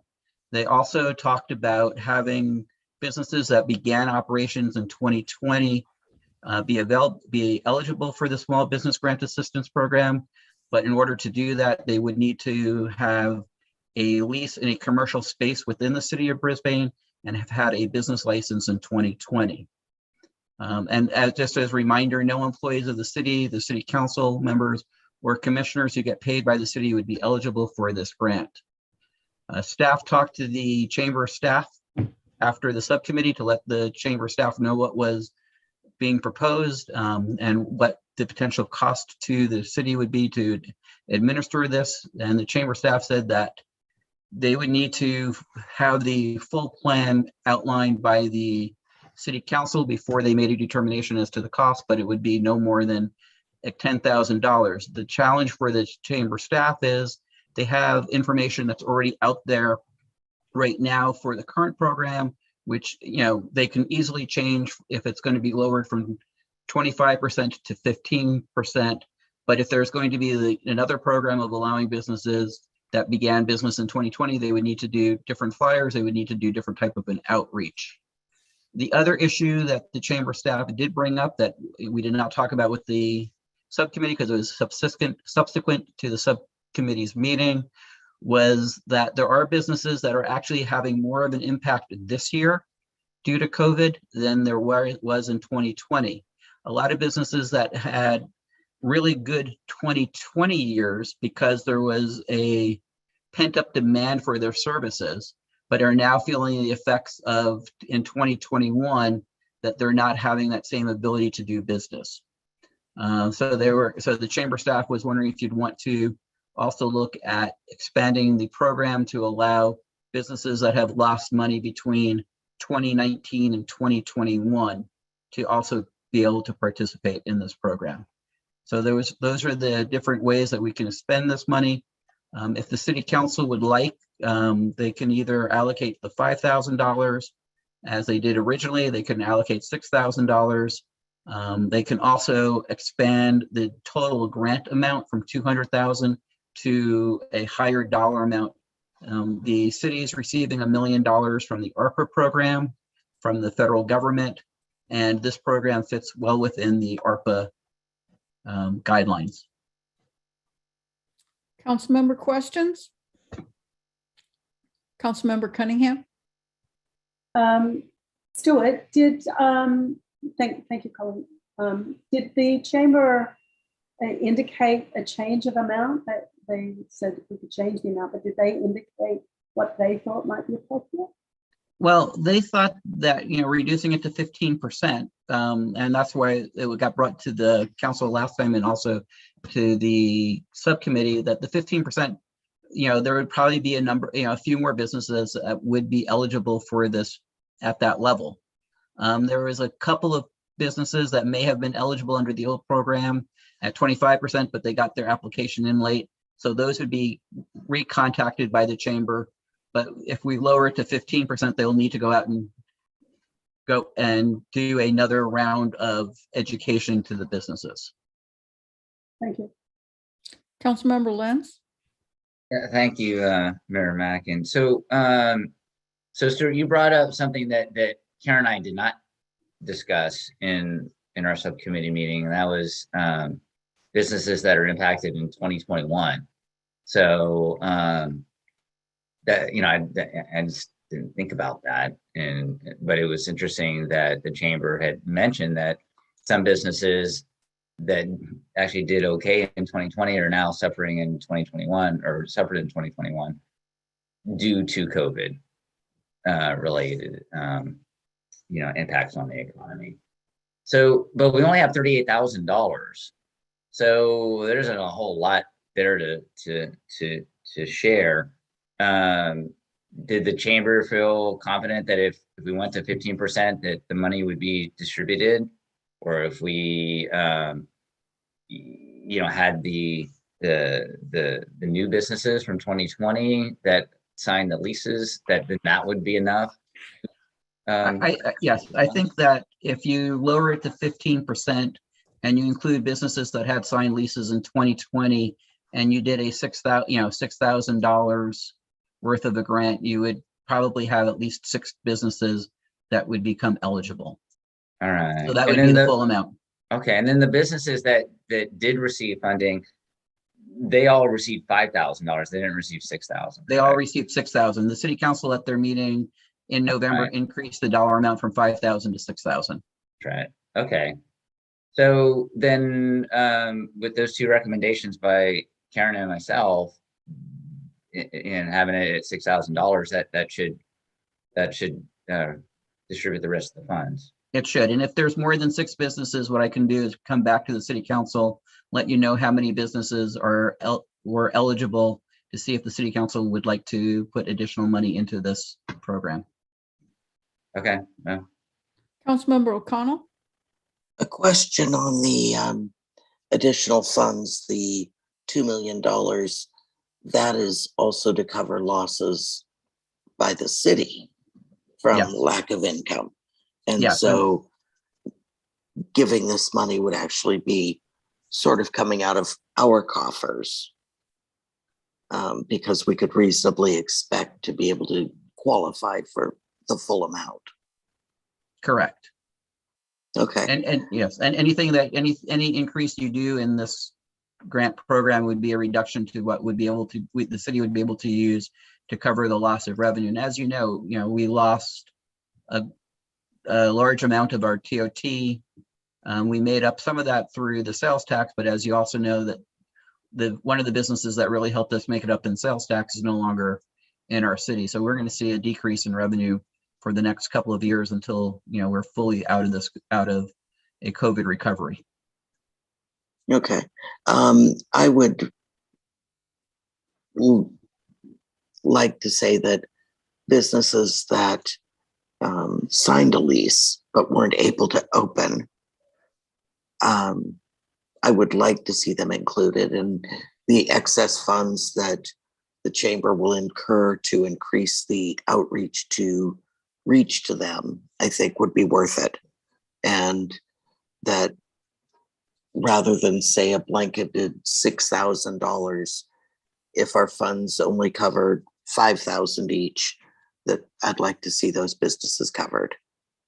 Okay. I mean, what we can do is say on this round is that we have $38,000 to distribute, and we would distribute it equally amongst all qualified businesses. That would be my recommendation, and I would make a motion for that. Do we have any members of the public that want to weigh in? Ingrid? We have one raised hand from Barbara Ebel. Barbara, you want to go ahead? Yeah, I sent in a letter. I was really hoping you guys would include businesses in that didn't open until 2020. I was a recipient of one of the earlier grants. My business lost, what is it when you go from a positive to negative? I lost 110% of my income due to COVID. Costuming just dropped out without any events. I've subsequently used that money to help out a girlfriend of mine who was also struggling. So she's helping me do an inventory so that I had not ever done an inventory in case of like fire or anything for the insurance. So we've been working on that together. And so, this money you're putting back into the community is really helping multiple layers of people. And one of the main points in my letter that I sent in is that, although this one with the city was the only one applied to, I looked at a lot of the other programs, and almost everyone I looked at looks at the difference between your 2019 and 2020 income. So if you were a business that opened in 2020, you've just been left out of all of the programs. And so, I mean, just in the sense of like global fairness and the good that can be in this world, it's so important to me that you consider those 2020 businesses, because there's been a lot of opportunities for assistance for people who had an income loss between 2019 and 2020. And life isn't always fair, but we do our best to make it so when we can. Thank you. And I think Councilmember O'Connell's motion covered the businesses that were opened in 2020, was my understanding. Yes, it does. And Stuart, is there like a deadline? Are we gonna like put a date out there before we don't distribute the funds, or just until the funds are Well, I am sure, I'll talk to the chamber and we'll probably have the application period open for 4 to 6 weeks and then distribute it shortly thereafter. I'll second. Oh, so we have a motion on the table from O'Connell, second. Lenz, roll call, please. Councilmember Cunningham, Aye. Councilmember Davis. Oh, I'm sorry, she's recused. Councilmember Lentz, Aye. Councilmember O'Connell, Aye. and Mayor Mack. Aye. Thank you. Thank you. Moving on, capital improvement plan amendment, staff report, please. Good evening, Honorable Mayor and council members. Are we going to ask Councilmember Oh, Davis yeah. to come back in? Yeah. Thank you.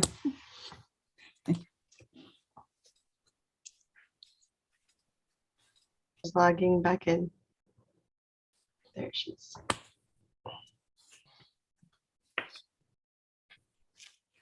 Tonight, we're recommending an amendment to the capital improvement plan, or CIP, presented in June of last year. The CIP is a planning and budgeting tool to provide information on the city's infrastructure needs. The capital improvement plans are comprised of infrastructure equipment items identified by staff, council members, and or the community that usually are of significant cost or may cross several financial periods, but require the council's attention and discussion to determine if the item is deemed necessary to address immediately at a later time or not at all. Items are presented with a proposed funding source, but at times that is part of the discussion in order to address the need and establish a timeline to use the city's resources towards completing the project. The CIP is presented every other year opposite of the 2-year operating budget. As mentioned, tonight's list is an update from what was presented in June. So the council requested we review the results of fiscal year 2021 to determine if there was room to fund projects in addition to the $300,000 that was already committed.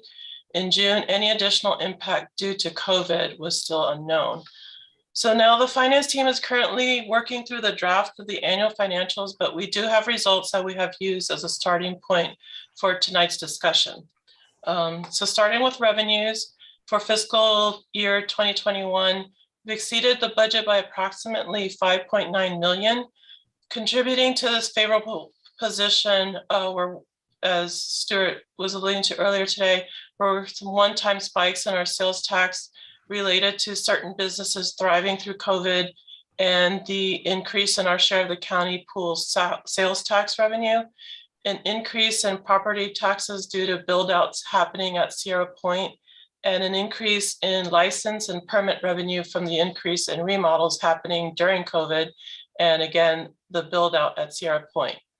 For expenses, we've stayed on target and came in slightly under budget by approximately $40,000 by resetting timelines on certain personnel costs and with a reduction in some of the program expenses that weren't incurred due to COVID. So as a result, our fund balance was increased and left us with general fund reserves available for use of approximately $11.4 million. However, from this amount, our budget policy requires we carve out 3.5 million for unexpected events, 2.5 million as a recession reserve, and approximately $2 million representing the 5% budgeted revenue and 5% of budgeted expenses. So looking towards fiscal year 22, we are also considering the loss of a major sales tax contributor, the unbudgeted costs associated with property we're renting across from City Hall, and the need to hold a large one-time payment of license and permit fees to cover the related costs at a future time. With those reductions, staff has determined that there are no fiscal year 21 reserves available for capital improvements. However, we are presenting the list as our staff and council have identified projects that we're recommending be considered for funding. Please note the staff report also includes a list of projects received through our city managers requested by council members, but we don't have all the cost information yet, so they have not been added to the CIP list. We're hoping to have enough information to present later at our next review. So since June, there were 6 projects that were completed. Per the staff report, we identified those projects. So the Public Works 43A was a study for alley improvements for Alvarado to San Benito. Public Works 44, intersection improvements to Bayshore and San Bruno. Public Works 72 was a water sewer station backup power connection. Public Works 82 to provide system maintenance of existing storm drain filters. Park and Recreation for electric signboards at Community Park and Mission Blue, and Park and Recreation 16, which was the master plan for Guadalupe Valley Trail, the Crocker Trail. We are adding 7 new projects and 5 more that were either new requests or updated and identified as staff as high priority. So please note that the request from fire, we've discussed with the fire, and it looks like we're going to recommend that they be included in the operating budget for next year due to the size of the request, but we still have them listed here in case you had any more questions. So we can present each request, or we can review those that you have questions on. Wasn't sure how you wanted to proceed. Let's just start with council questions. Councilmember O'Connell. So we don't have any money for this, but we're going to review the requests. That's exactly what I was going to say. So that seems oxymoronic to me. So, sorry. So I think I have one question on the system maintenance, item 82. If that needs to be done, then we need to find the money for it. But why would we need Park and Recreation electronic signboard money when we already bought those? So those lists of projects are the ones that were already completed. So the 6 that were mentioned, they were completed since June. Okay, can we get those listed on the screen and screen share those? Okay. Because I cannot have my agenda up while I'm watching all of you people. So this is the list, the list in general. So those in yellow, or we've notated that they've been completed. So going through those that we've listed, I apologize, the scrolling. I can't tell if it's big enough for you. There. I can see it. Okay, great. So 43A was completed. 44 completed. And this is through June, since June rather. Park and Department of Public Works 72 is now completed. 82 provide system maintenance, that has been completed. And then those 2 from Park and Recreation.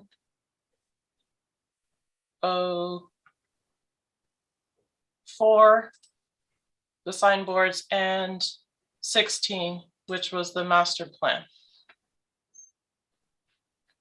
So is there anything here that we need to assign money we don't have for? So to address your comment, and I appreciate that. So what we are, options that we can do or that we're looking for grants is always an option that we can try to obtain. And some of the projects they've already, the staff has already identified possible grants. The other option is that if you think that the project is worth us pursuing, but if we want to hold off like with mid-year to see how we're doing performance-wise.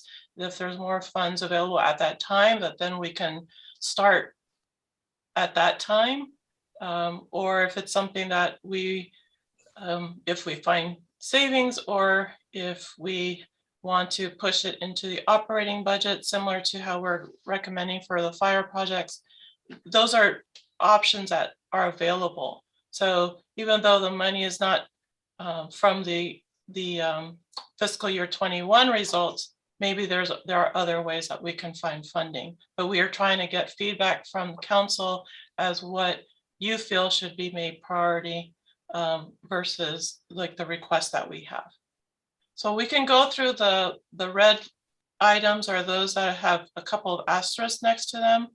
And then there's also one project that council requested that we bring back, which is City Council 03, which was the expansion of community garden. So we're happy to follow how you'd like to do it. Well, I'll wait for discussion, but my opinion is if it isn't absolutely necessary, if we don't have the money, we shouldn't be doing it. I'd like to ask a question on one of the projects just to determine essence and need. There's a project DPW 84 about parking light standards at the marina. And it's mentioned that they have rusted from the inside, do not show signs of impending failure. That the way that's worded, they don't show the signs, but they're impending failure, or they just look bad, but they're not going to fail. Could we get clarification on that? Are they dangerous or are they not dangerous? Which number was it? I'm sorry. It's the DPW 84. I've got it, Carolina. Let me answer that. Okay. So Mayor, hi, Ray. So we've lost 10 of those to rust and wind conditions. So we got the first year of funding last year, and we're looking at replacing those with LED lights right now. But the recommendation is that we ultimately replace all of them. So our suggestion was that we do it over a 3-year time period. So that's why it's written in the way it is, that we've had obvious failures. Not all of them are showing signs of failure, but they all have the same life span. You should expect that. So if you look at it from actuarial perspective, even though they don't have imminent signs of failure, they're gonna fail. It's just they've been out in the salt air for too long. So this is $70,000 over 4 phases, correct? No, ma'am, that's 70,000 over 1 year. That's what I mean, over 4 years, because you mentioned 4 years. Yes, ma'am. Yes. Placement. That amount, yes. Yes, ma'am. Okay, thank you. Anyone else questions? I do. Councilmember Davis, go ahead. I'm just curious about the more than double the cost for the community garden. Is that because in 2021 there's such an increase in the demand on lumber, and that's why that skyrocketed? I'm just trying to figure out if that really is the new price, or if that was just because of pandemic conditions. Because it's So more. I'll take a shot at that, and then I'll take a shot at that, ma'am, and then I'll let Karen Kinzer answer if I lift any up. But my understanding is that we're very, very restrained out there. So actually, to even put in the small number of lots we're looking to put in, there was some earthwork moving, and there are a couple of retaining walls that have to be placed. So that's why the cost has gone up so much. It's not. You are correct. Lumber prices have skyrocketed, but that's not the primary driver in this price being so high. So what? So it just changed because you realized that there was more work that needed to be done than was thought prior. As we finalize the project, yes, exactly. How many more beds do you think you can get? Eight more. Oh gosh. Yeah, It's way too much money. We might as well find another additional site for that. I don't know. Okay. That's it. Councilmember Lentz, question? Thank you, Madam Mayor. So,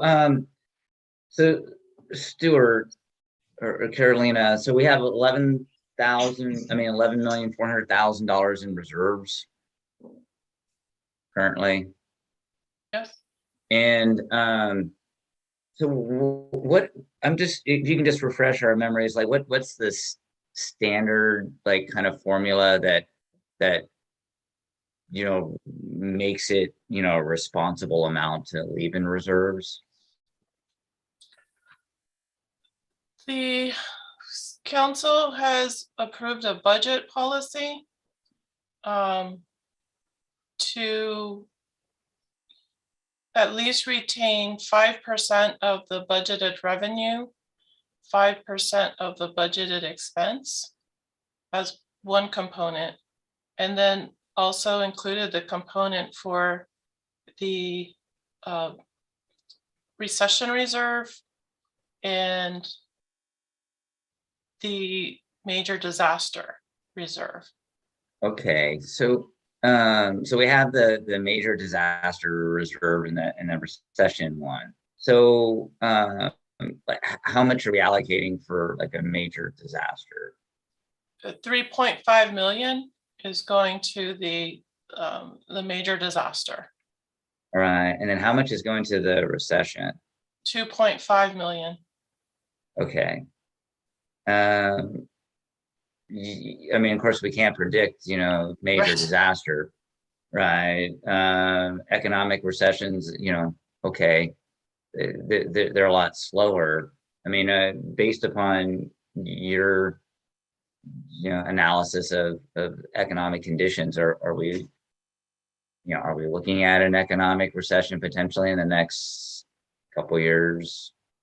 And if so, like how significant would that recession be in regards to our revenues? Well, I mean, we're in one.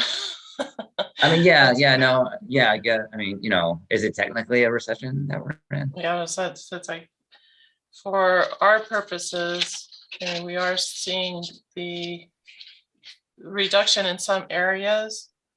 I think it's in our purposes, it's more of the known reductions that we're going to see because of with the sales tax. There are some areas, businesses that we know are leaving that are major contributors.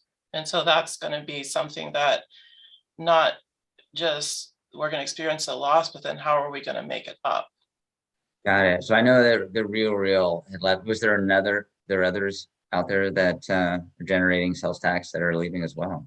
Oh, that's the primary one that I'm aware of. Stuart, Madam Mayor, if I could just input there. So for Cliff and for for the full council, the other issue that we're just concerned about in terms of the overall budget over the near term, let's say the next 2 to 3 years, is that we have taken on a fairly significant expense with the property purchase and with the lease of the building across the street, which were both timing issues. As you know, we basically either had to do it now or forego those opportunities. So that's a fairly significant budgetary impact, and compounded with we all hope that the entertainment or the hospitality industry would have been recovering by now, but that doesn't appear to be the case. And it's a little bit problematic to say when it might. So those hotel revenues are significantly reduced from where they were a few years ago. So from staff's perspective, we just really feel that we need to be very cautious at the moment. I'm very confident we'll work our way through this in the next few years, but it could be a little touch and go here for the next 24 to 36 months, I would think.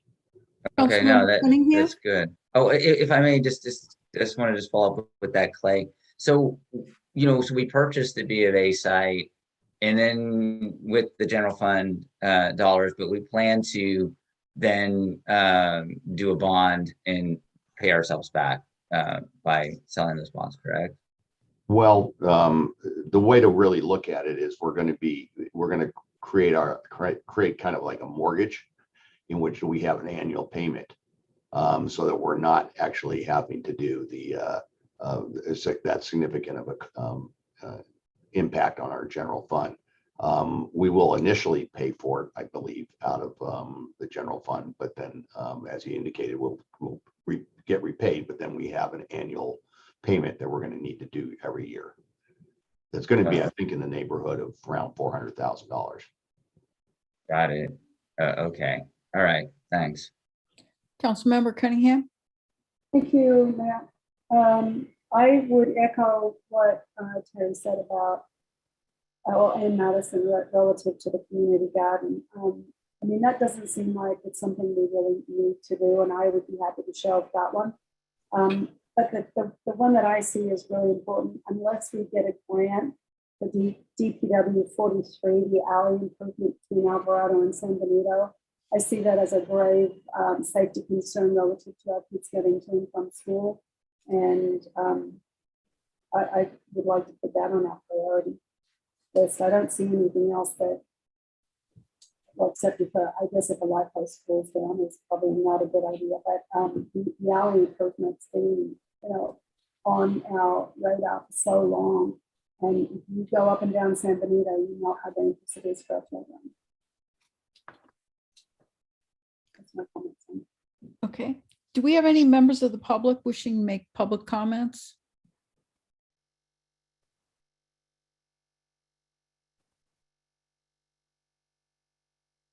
City Clerk? Madam Mayor, I don't see any hands raised or have Okay. not received any text messages or emails. Okay, so council discussion, and I'd like to pipe in first. Can we get back to the faces view? Sure. Yeah. We have a pandemic. We have a lot of expenses. We're taking on bonds and debt. And when I look at this list, I don't see anything that couldn't wait for 6 months to review again and see where we're at in terms of sales tax, the economy. I'm very reluctant to put ourselves in more debt right now. I don't think that's wise fiscal planning. I agree 100%. I do too.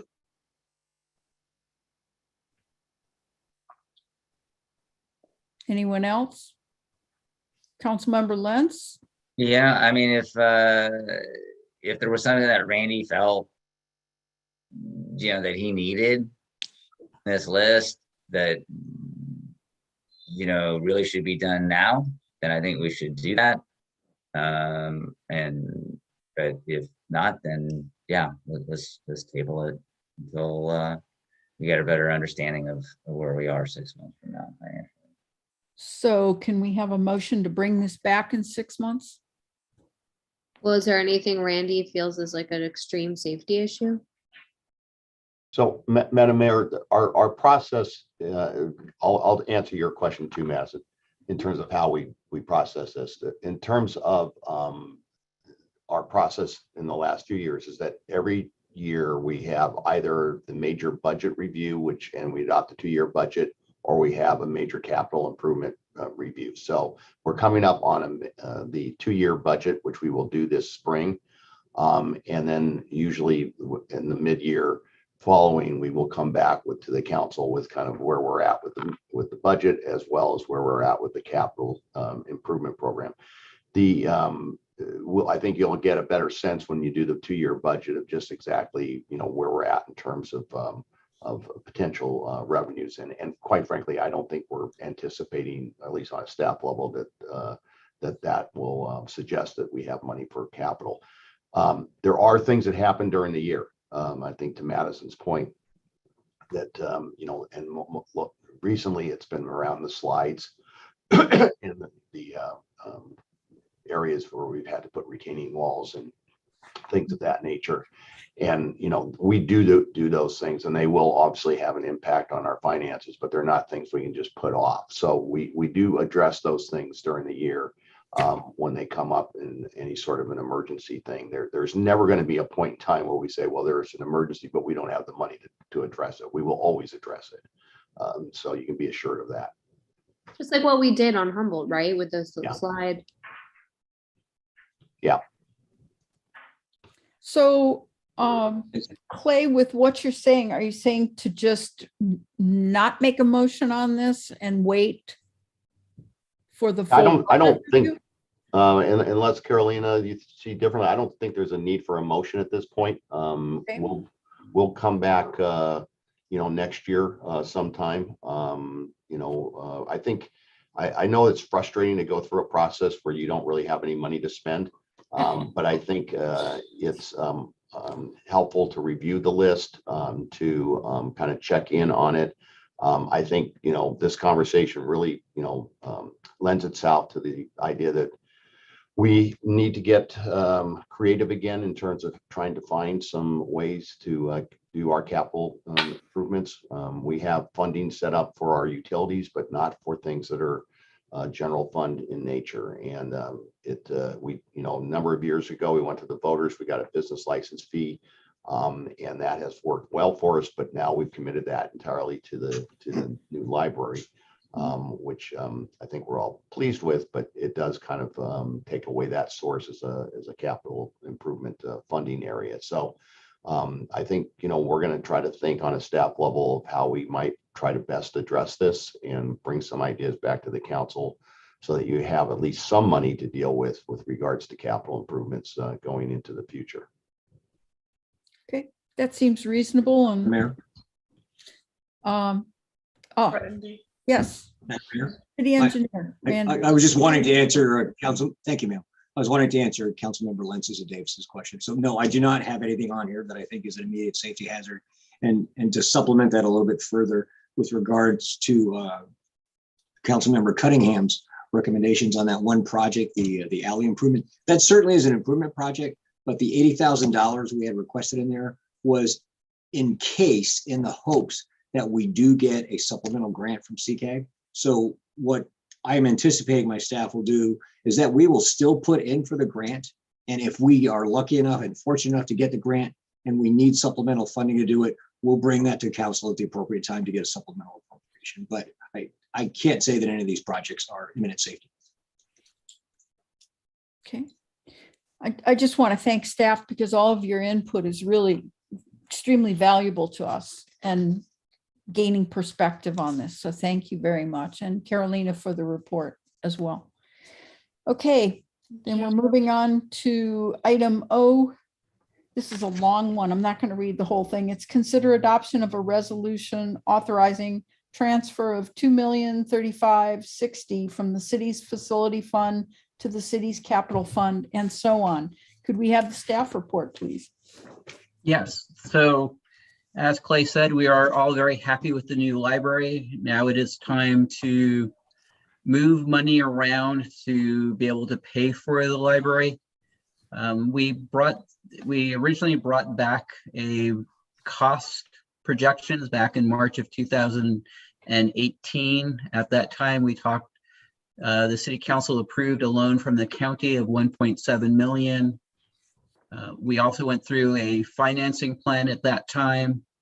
The financing plan called for the use of a 2.9 million from the city facility fund. It called for the use of donations of 100,000 that the Friends of the Library, in fact, did generate. We got $300,000 from County Measure A. That was not a loan, but it was actually a grant to the city. We also then were going to use whatever additional money we needed out of the capital project fund.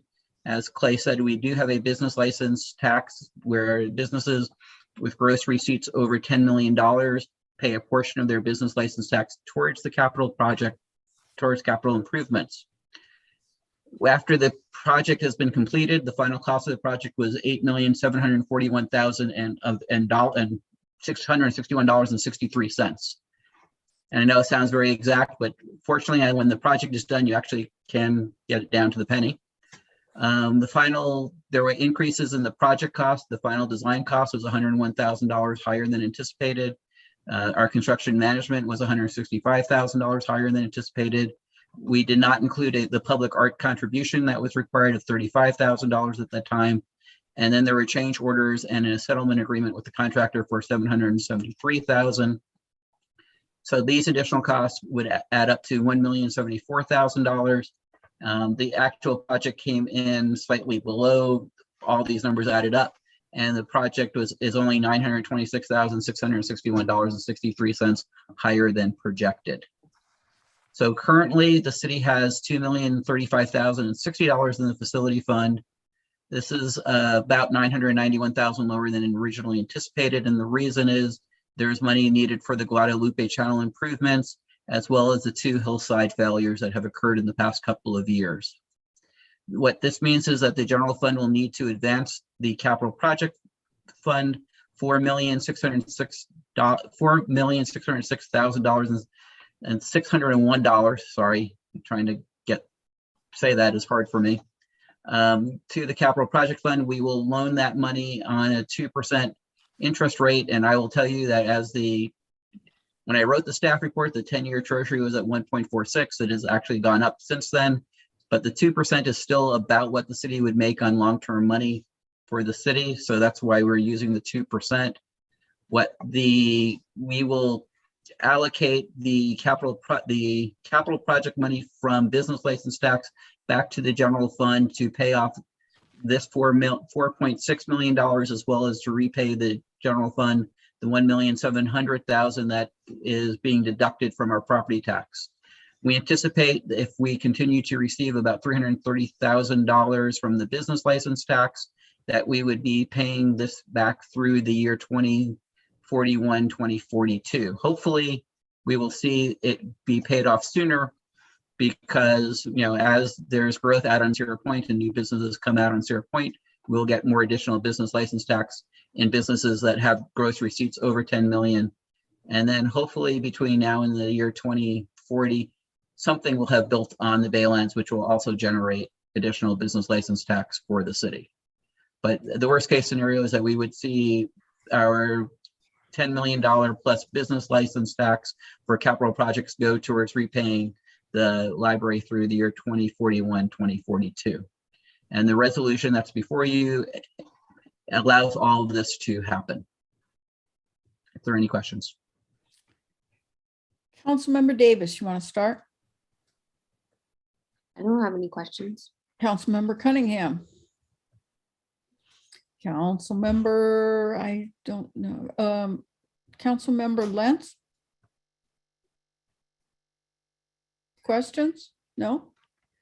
Councilmember O'Connell? We're going to presume she has no questions. Okay. I have no questions. Okay, very good. All right. No, I don't have any questions either. Do we have any members of the public with questions on this? I see no raised hands and have not received any emails or text messages, Madam Mayor. Okay, so council discussion, or I'll entertain a motion. I'll make a motion to approve the resolution for transfer of funds. Second. Roll call, please. Councilmember Cunningham? Aye. Councilmember Davis? Aye. Councilmember Lentz? Aye. Councilmember O'Connell? Aye. And Mayor Mackin. Aye. Okay, moving on.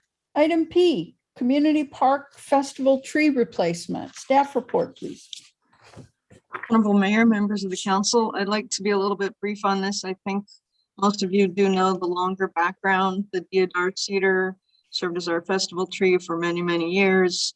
The joint subcommittee was concerned that it was aging and wanted to look for a replacement tree. We did try to plant a tree at the corner, the northwest corner, do I have it right, of the park, and that tree didn't survive. And then the deodar cedar this year, heavy rains and then heavy winds caused the roots to uproot, and it was definitely not salvageable.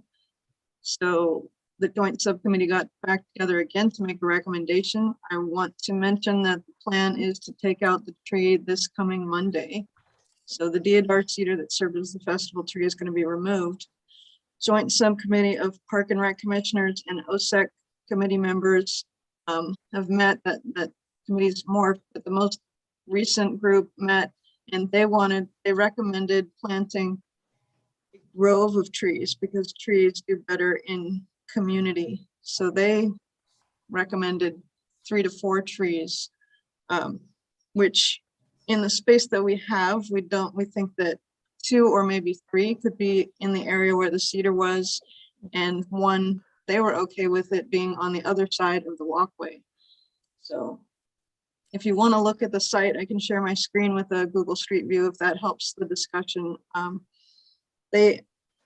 Some of those members have some experience with horticulture, and they came up with a Douglas fir as the species of tree because it is native and it's appropriate for the area, weather-wise, climate-wise. It is still conifer that looks holiday-ish and kind of meets the requirements being an evergreen.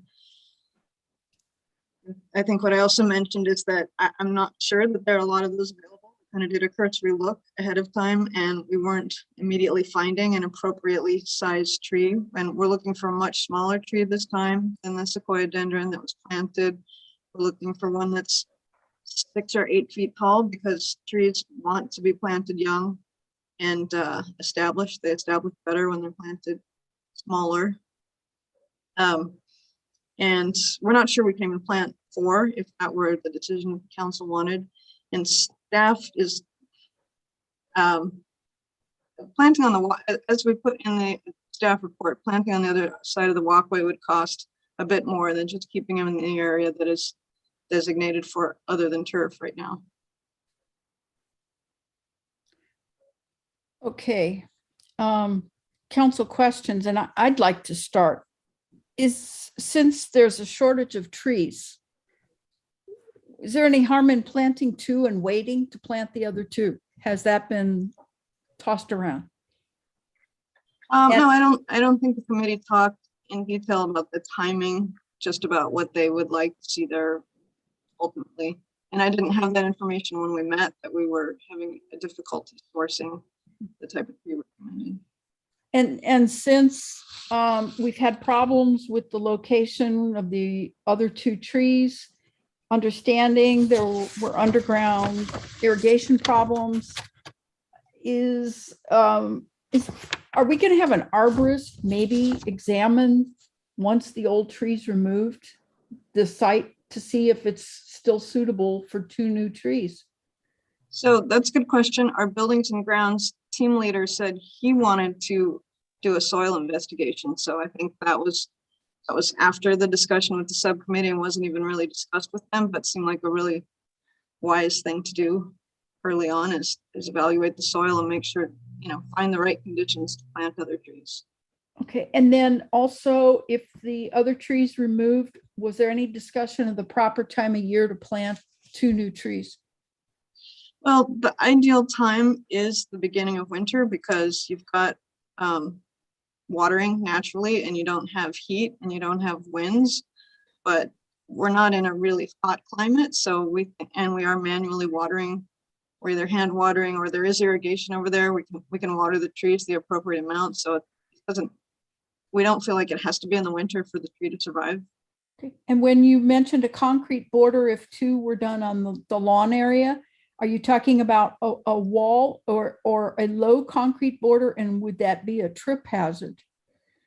Be a low border like you see in landscaped areas. You just want to separate the lawn from the tree area because you don't water trees like you water turf. Okay. Too much water. Okay, thank you. Councilmember Cunningham. Yeah, I've expressed my concern about replanting anything there after this disaster. I mean, the Cedrus deodora was not ideally located in the beginning. It's amazing that it lasted as long as it did, given where it normally lives, which is nowhere near here. And they're so expensive, these trees. I would be all for having an arborist recommendation just because somebody, is a good gardener, does not give them the qualifications to do soil analysis. As you've already said that we should be doing soil analysis. I totally agree. I don't want to see another disaster. This was horrible. So if we can do whatever we can do to make sure that the decision that we make is going to be a lot more sound. That would be wonderful. That's my thought. Councilmember O'Connell? Oh, I think so much time has gone into tree discussions over the last 5 years that I'm sort of tired of hearing about it, but I know it's important to the community. And I do think that getting a professional recommendation is really important and doing it right this time. We didn't do it right last time when we tried to replace the tree. And so whatever needs to be done, and I'm happy with the council decision. Councilmember Davis? Are we in discussion or are we asking questions? We're really supposed to do questions right now. I don't have any questions. Councilmember Lentz, questions? I don't have any questions, just Okay, discussion. thank you. Any members of the public for comments? None, Madam Mayor. Back to discussion. Councilmember Lentz, you want to start discussion? All right, well, I think I'll follow up on Karen and Terry's discussion. Yeah, no, I think we should do what the arborist says we should do with the site. They're the experts, and it is nice to have a single tree there, representing the city's Christmas tree. And hopefully we get a tree that will like the site and grow over time and become, that iconic symbol of our town like the current tree is. And but expanding outward, where it would infringe on the turf and potentially the farmers market. I don't know if that's such a good idea, but definitely getting a tree for Christmas next year would be nice. So as part of our discussion, can we address the topic of 2 trees versus 4 trees versus 1 tree? Councilmember Cunningham. You're on mute. I vote for 1 tree. Councilmember Davis. Well, I vote for 1 tree, but I think the recommendation was like that multiple trees increase the survival rate. And I'm just really concerned about another tree, like another fiasco. I don't think our reputations could withstand like another tree fiasco. So if we're going to plant multiple, my suggestion is 3 for aesthetics. I think like an odd number is much better. So my suggestion would be 3. And I think the location really needs to depend on what the arborist says, because again, we can't place it in an area where it's not going to be successful because of the soil conditions. So I think that wherever it goes ultimately should be led by the arborist recommendation. And maybe we could ask him or her a second opinion about whether 1 or 3 trees. Councilmember O'Connell. Like I said, this has been beat from a dead horse in the court of public opinion and from everyone else. I think with a good recommendation, many people plant 1 tree and they survive. There shouldn't be a reason that can't happen here. Okay. Councilmember Lentz, did we get you on the discussion portion? Yes. Okay. Well, I'm going to weigh in. I like Councilmember Davis's idea of 3s, makes a nice grove. And in terms of the difficulty with availability, I think that perhaps the trees don't all need to be the same size. That may help our availability. I could envision a grove where maybe they're all different sizes and some are very small, which would maybe help out with the cost. We don't have to have huge mature trees, maybe just one of them bigger, so they would grow at different rates. I would like to see the arborist report before we go on to determine location, so we don't have another fiasco. There's no guarantees in life, but I think we need some bona fide assurance that it's going in the right direction. So I don't know how we want to craft a motion on this. If we include all of those items, are we going for 1, 2, or 3 trees? We haven't come to an agreement here. Or do we Number want to one. bring it back for a report? I think it really needs to be whatever the arborist comes up with. And if we plant 3 trees, if we don't space them out for their lifetime, we are going to cull a tree or 2. And what kind of uproar will that be when we decide to cut down 2 living, healthy trees? I say do 1, make it right, don't overwater it, don't break the mains, do it right, get a good opinion, and just be done with it. Do we want an arborist suggestion also on the species, although we've had 2 horticulturists, but do we want the arborist to weigh in with the soil conditions and the appropriate species as well? Of course. Okay. Okay, I'm going with what Terry said. And I'm going to say we need a different arborist than we've used in the past. I would have agree with another that. arborist. And I have one too. Karen Kinzer, you seem to want to weigh in. Can you repeat that last part? Karen Cunningham's a little hard to hear. And then are you guys possibly going to recommend that staff uses whatever arborist and then goes with their recommendation, or you want it to come back? I guess that's what I said was I want a different arborist. I know who we've used in the past, and I have a recommendation for staff, and it is a local Brisbane business. And the man's been doing this for, I think, 46 years. Okay, so trying to recap, we're going with 1 tree. We would like a certified arborist to examine the soil conditions, make a recommendation on proper location. We'd also like, once they determine a good location, to make a recommendation on the suggestion from the 2 horticulturists, whether that is appropriate, or maybe they'll make a different recommendation. And did I miss anything? No. Madam Mayor, if one of the recommendations from the arborist could be a tree that looks like a Christmas tree, I think that'd be nice. evergreen conifer. Yeah, something that people can identify with Christmas. And like holidays. I don't Mhm, think we can holidays. specify Christmas. Holiday tree. Okay, holiday tree. So, anyone want to take a stab at that motion? I'll make a motion that we hire a new arborist to investigate the site of the former Christmas tree and give a recommendation on a holiday-like tree that could be planted successfully in that area, and for them to identify the best spot for the tree to ultimately go. I'll second that. Roll call, please. Councilmember Cunningham. Aye. Councilmember Davis. Aye. Councilmember Lentz. Aye. Councilmember O'Connell. Aye. And Mayor Mackin. Aye. Thank you.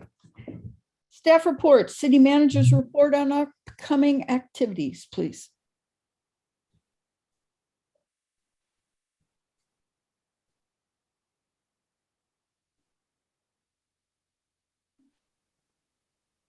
So the first item is the free COVID-19 test kits from the federal government. Residential households in the United States can order one set of 4 free at-home tests from USPS.com. The limit of 1 order per residential address, and we have the links on our website, and we'll put it out tomorrow also in the blast. We have a number of county sponsored websites that one can go to, smcgov.org/testing. I know there was a comment in oral communications earlier tonight about the curative testing van that was not here today. And the reason for that was that they've had a number of employees out sick and were not able to staff the van today. Hopefully they'll be back next week. Just a reminder that our regional housing needs assessment process is continuing. You can go on the link of brisbaneca.org/Brisbane Balance Brisbane to put in your input with regards to the 1,906 housing units that we will have to plan for in this upcoming housing cycle. And finally, the 20th Annual Artist Evening of Sharing will be on Saturday, March 19th at 7 p.m. This is scheduled to be a virtual meeting, and you can find details at brisbaneca.org/AES. I believe that's it tonight. Thank you, Clay, very much. We move on to Mayor Council matters. Tonight, we're going to consider a donation to Fire in the Ring Boxing. It's a nonprofit youth boxing program, and this item was brought up by Councilmember Cunningham. Councilmember Cunningham, could you just give us a little background on this? Sure. I was approached by a long-term resident, Mark Gianchi, about would there be a possibility of the city of Brisbane making a donation to Fire in the Ring. All of the trainers over there have been volunteers for the entire time that this business has been in operation. I did learn today that one of their biggest financial donors who has supported this business over the last however many years, I don't know how long they've been there, is no longer financially supporting them. So they're seeking donations from everywhere. My personal hope, and I have nothing to do with boxing. I don't like boxing. It's not my thing, but I also don't ballet dance or couldn't paint to save my life. But I think we need to be supportive of all outlets for our kids and people in our town. The young man who went to the Olympics was trained there for free by the staff. And so I'm hoping we can make a small one-time donation and then maybe outreach and help these people learn how to market for themselves.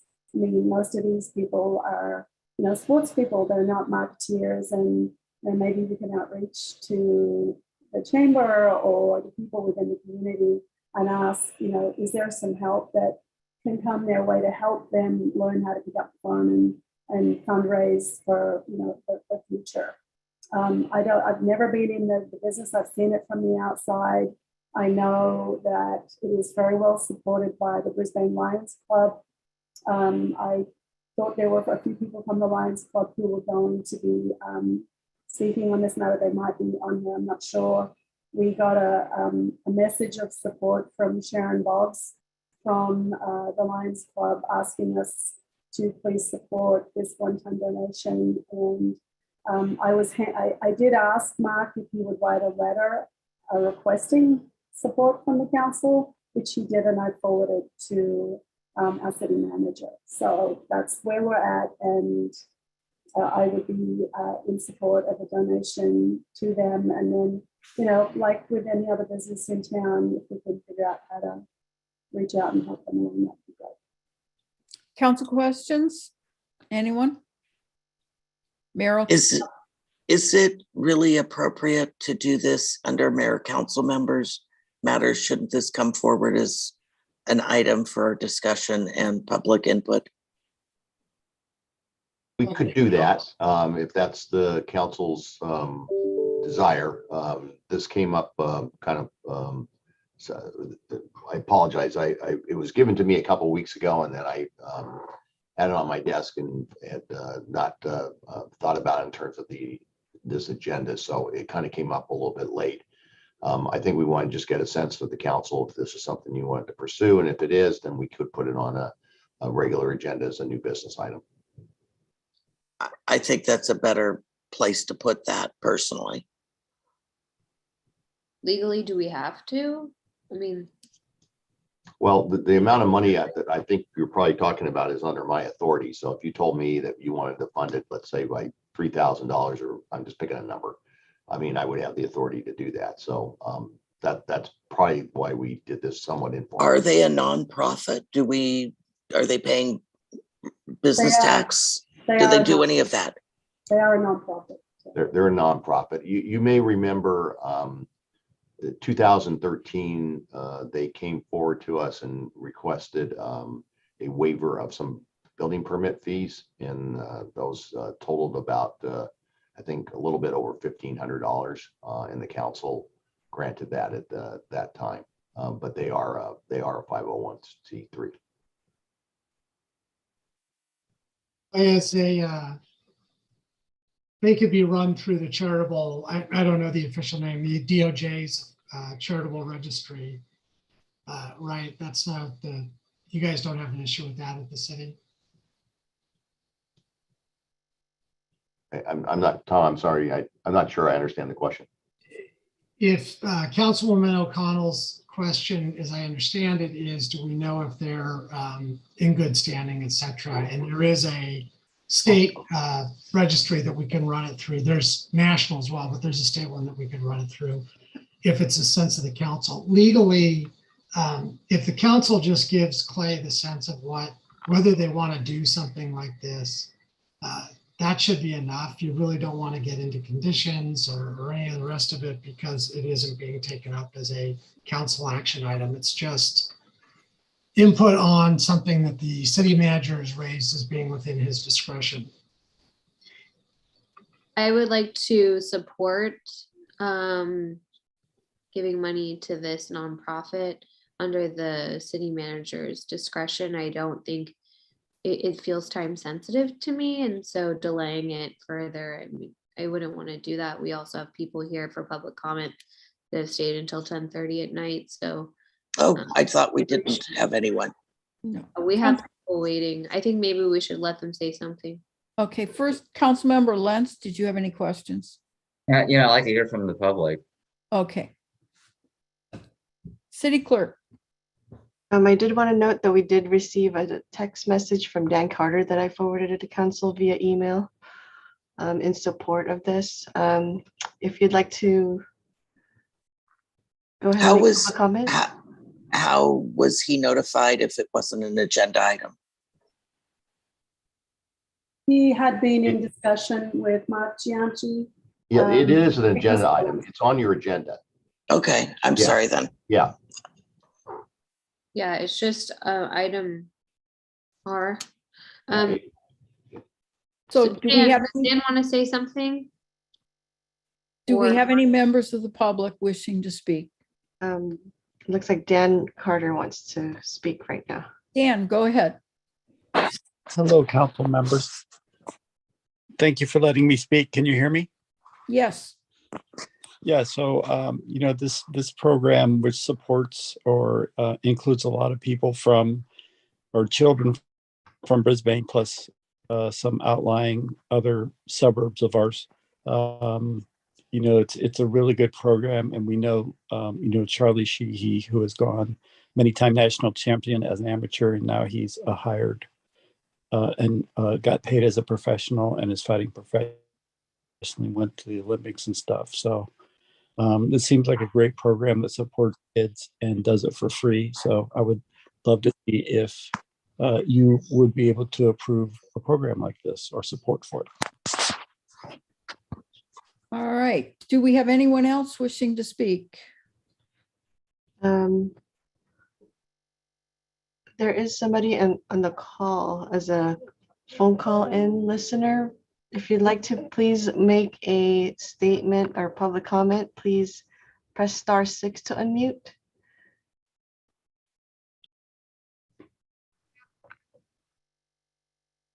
Go ahead.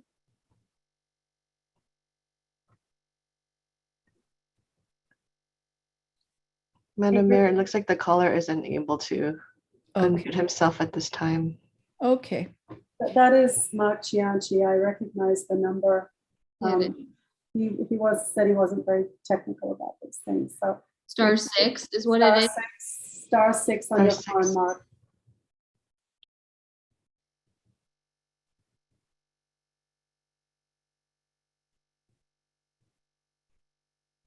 Oh, Dan thinks he fell asleep. Okay. Back to council discussion. How would you like to proceed? Madam Mayor, would you mind Making a motion to extend the meeting. It's after 10:30. Oh, yes, thank you. Could we have a motion and a second to extend the meeting? Make that motion for 15 minutes. Second. Roll call, please. Councilmember Cunningham, Aye. Councilmember Davis, Aye. Councilmember Lance, Aye. Councilmember O'Connell, Aye. and Mayor Mackin. Aye. Okay, back again. I will make a motion on this. I would move that we allow our city manager to come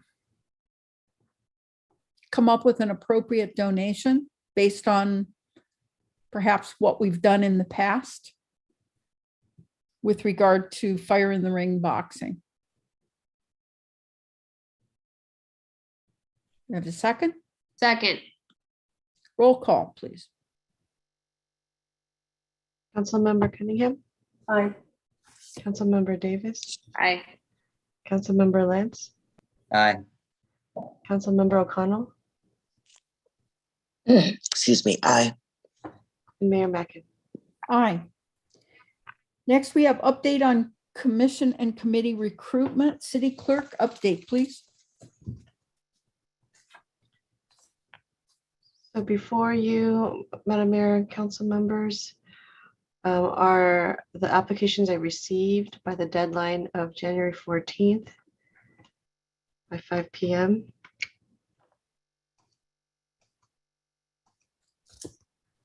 Let me just see if I could zoom. Can you see that? Yes. So for the Parks and Recreation Commission, we received 5 applications, Planning Commission, 4 applications, Complete Streets, 3 applications, Open Space and Ecology, we have 7 applications, and 1 late application received after an hour after the deadline. For the IDEA Committee, Inclusion, Diversity, Equity, and Accountability Committee, 6 applications were received. And for the Garden Steward position, 1 application was received. So with that, we were thinking that it would take about 4 hours or so, or two meetings to be able to interview all the applicants. 2 meetings. Yeah, Two meetings. what we're suggesting is that next, on the 3rd of February, we're going to have a business meeting, but it will be fairly light. So we could start that at 8 o'clock and then start your interviews at 6. So go basically from 6 to 8 for the interviews and then go into the business meeting and then come back on the 10th, which is a week later, and do the rest of the interviews. And if we have some spillover or need for additional time, we could try to schedule something on the 17th, but at least that would get this this process completed in a fairly timely fashion. That's good. I think we have one other item here. On Open Space and Ecology, there were 7 applications and 1 was late. And I think we need to determine whether we're going to allow the late application. Discussion? The applicant shared with me that the email was stuck in his outbox and he didn't realize it until later on that afternoon. Ingrid, the applicant who submitted late, he's also a member of the committee, isn't he? Yes, he reapplied. That's correct. I think it's okay. Yeah, I have a problem. Okay. So Councilmember O'Connell or Davis, anything? Okay. No. Okay, so can I have a first and second to direct staff to go ahead and schedule interviews? You need a motion for that? So moved. A second. Roll call, please. Councilmember Cunningham, Aye. Councilmember Davis, Aye. Councilmember Lentz, Aye. Councilmember O'Connell, and Mayor Mackin. Aye. Thank you. We have countywide assignments and subcommittee reports. Who would like to start? Anyone? I'll start. I will. Okay, Councilmember Cunningham, you're first. I'll be really excited about the Community Garden Ad Hoc Subcommittee. Are you okay with me taking that, Madison? We had Are you doing that one? Wait, Karen, do you want to do that one and art? Because you Oh, told no, me you one. go ahead and do that one. I'll do art. Okay. So Karen and I met to discuss, getting more structure around the position of garden monitor. We felt that it should be an appointed position, appointed council position, just like any other sort of similar volunteer position that we have. So we decided to, open that up for applications and to have it be a fixed term.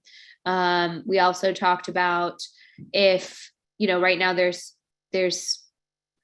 not rules around like being a Brisbane resident. So you could have a plot and you could leave town. And right now, under the current rules, you could keep your plot, for the next 15, 20 years while you were a San Bruno resident. And so we discussed, maybe having a provision that after a certain amount of time, 6 months or a year, if you're no longer a Brisbane resident, then you need to turn over your plot because there is a significant wait list. And so those are some things that we discussed as the ad hoc subcommittee, and it looks like we have an applicant for garden monitor that we will be interviewing at the next round of interviews. Will the council interview those monitors, or is it just the subcommittee? No, it's the council. Okay, all right. Councilmember Cunningham, did you have any other reports? We have the Public Art Advisory Committee, and we went around and around, and we finally identified 3 projects. And along with the garden, I think we need to bring our Public Art Committee in line with everything else we do. And so I've made some suggestions to the city manager that, there's not sideline agendas that are brought up at these meetings, that they run exactly like we run at the other meetings. So I wasn't happy with the way that was going. And now that I think we may have some structure moving forward that will change the nature and that we'll have a very strict agenda that we stick to, I think that's great. And it's fabulous for all concerned that we've identified 3 projects, and the projects are Visitation Avenue and the walkways throughout Brisbane and the small garden areas behind the public toilets in the community park, that kind of that Zen feeling area.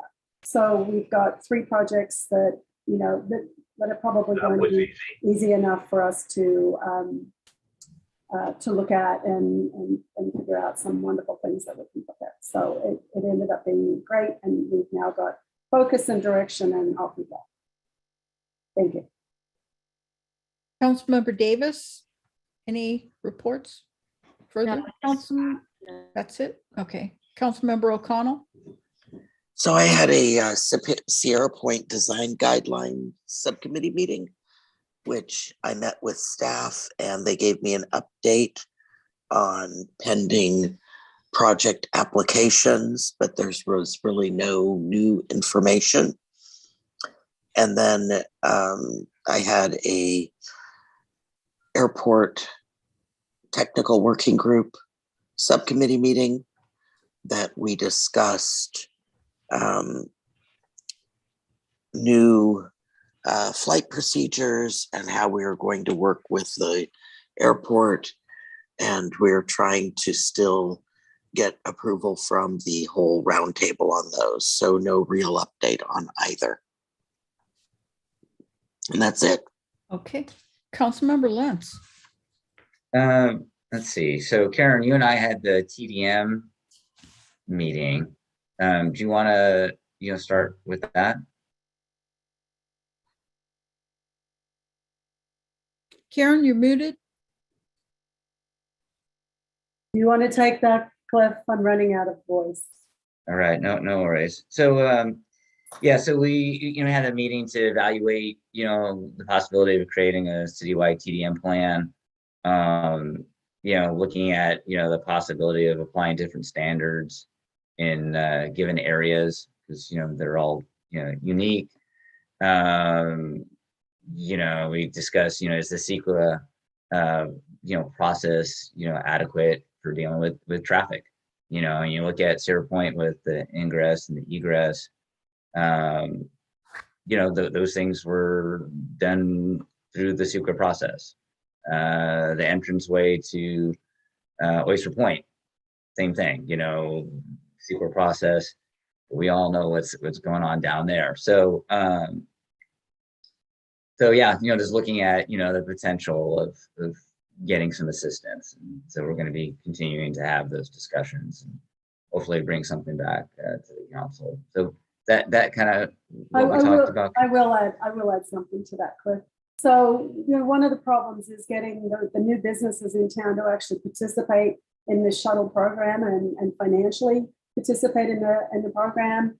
And again, I brought up the idea that we've got to really start working on these public-private partnerships to make these things work.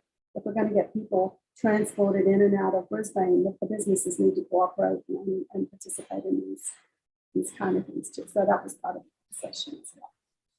Absolutely. Yeah. And then I also was on that Sierra Point guidelines meeting with staff. Okay, thank you. I had a Peninsula Clean Energy meeting in December. It was kind of a review of different goals and progress to date. The big achievement was noted that California had a goal of 50% renewable energy by 2030, and Peninsula Clean Energy already met that goal in 2016. So they're way ahead of everybody. Also, the current goal is to deliver 100% renewable energy on an hour-by-hour basis by 2025. And believe it or not, they're by leaps and bounds just moving forward with an energy portfolio to do that. Combination of all different kinds of carbon-free and renewables. But the biggest breakthrough currently is that the board approved an execution of an agreement with a new company or site that's going to be called Tumbleweed Energy Storage in Kern County. And this is for a 15-year term. It's the first standalone storage project. And what that means is it's battery storage, so that if you have solar during the daytime peak hours, in the off-peak, you can't use it. You've got to put it somewhere. So this will store that and deliver it to the grid during the peak demand times, such as evening hours. And this is the first storage standalone project, but there are plans to do even more to meet the goals of Peninsula Clean Energy for the future. So things are moving very fast and they're very serious about it. That's all I have. So moving on, written communications. Any written communications? Madam Mayor, we received written communication from Mina Matwani on December 16th about the scholarship for Black students, and Howard Wong on January 10th about Happy Transit 2022. Thank you. Oral communications number 2, any member of the public wishing to make a comment? Madam Mayor, did you also discuss the city council meeting schedule? Oh, I'm sorry, I missed that. Okay, next city council meeting is scheduled for February 3rd, 2022. So we're back to, do we have any members of the public wishing to make a public comment? There are none, Madam Mayor. Okay. This meeting is now adjourned at 10:54 p.m. Good night and thank you.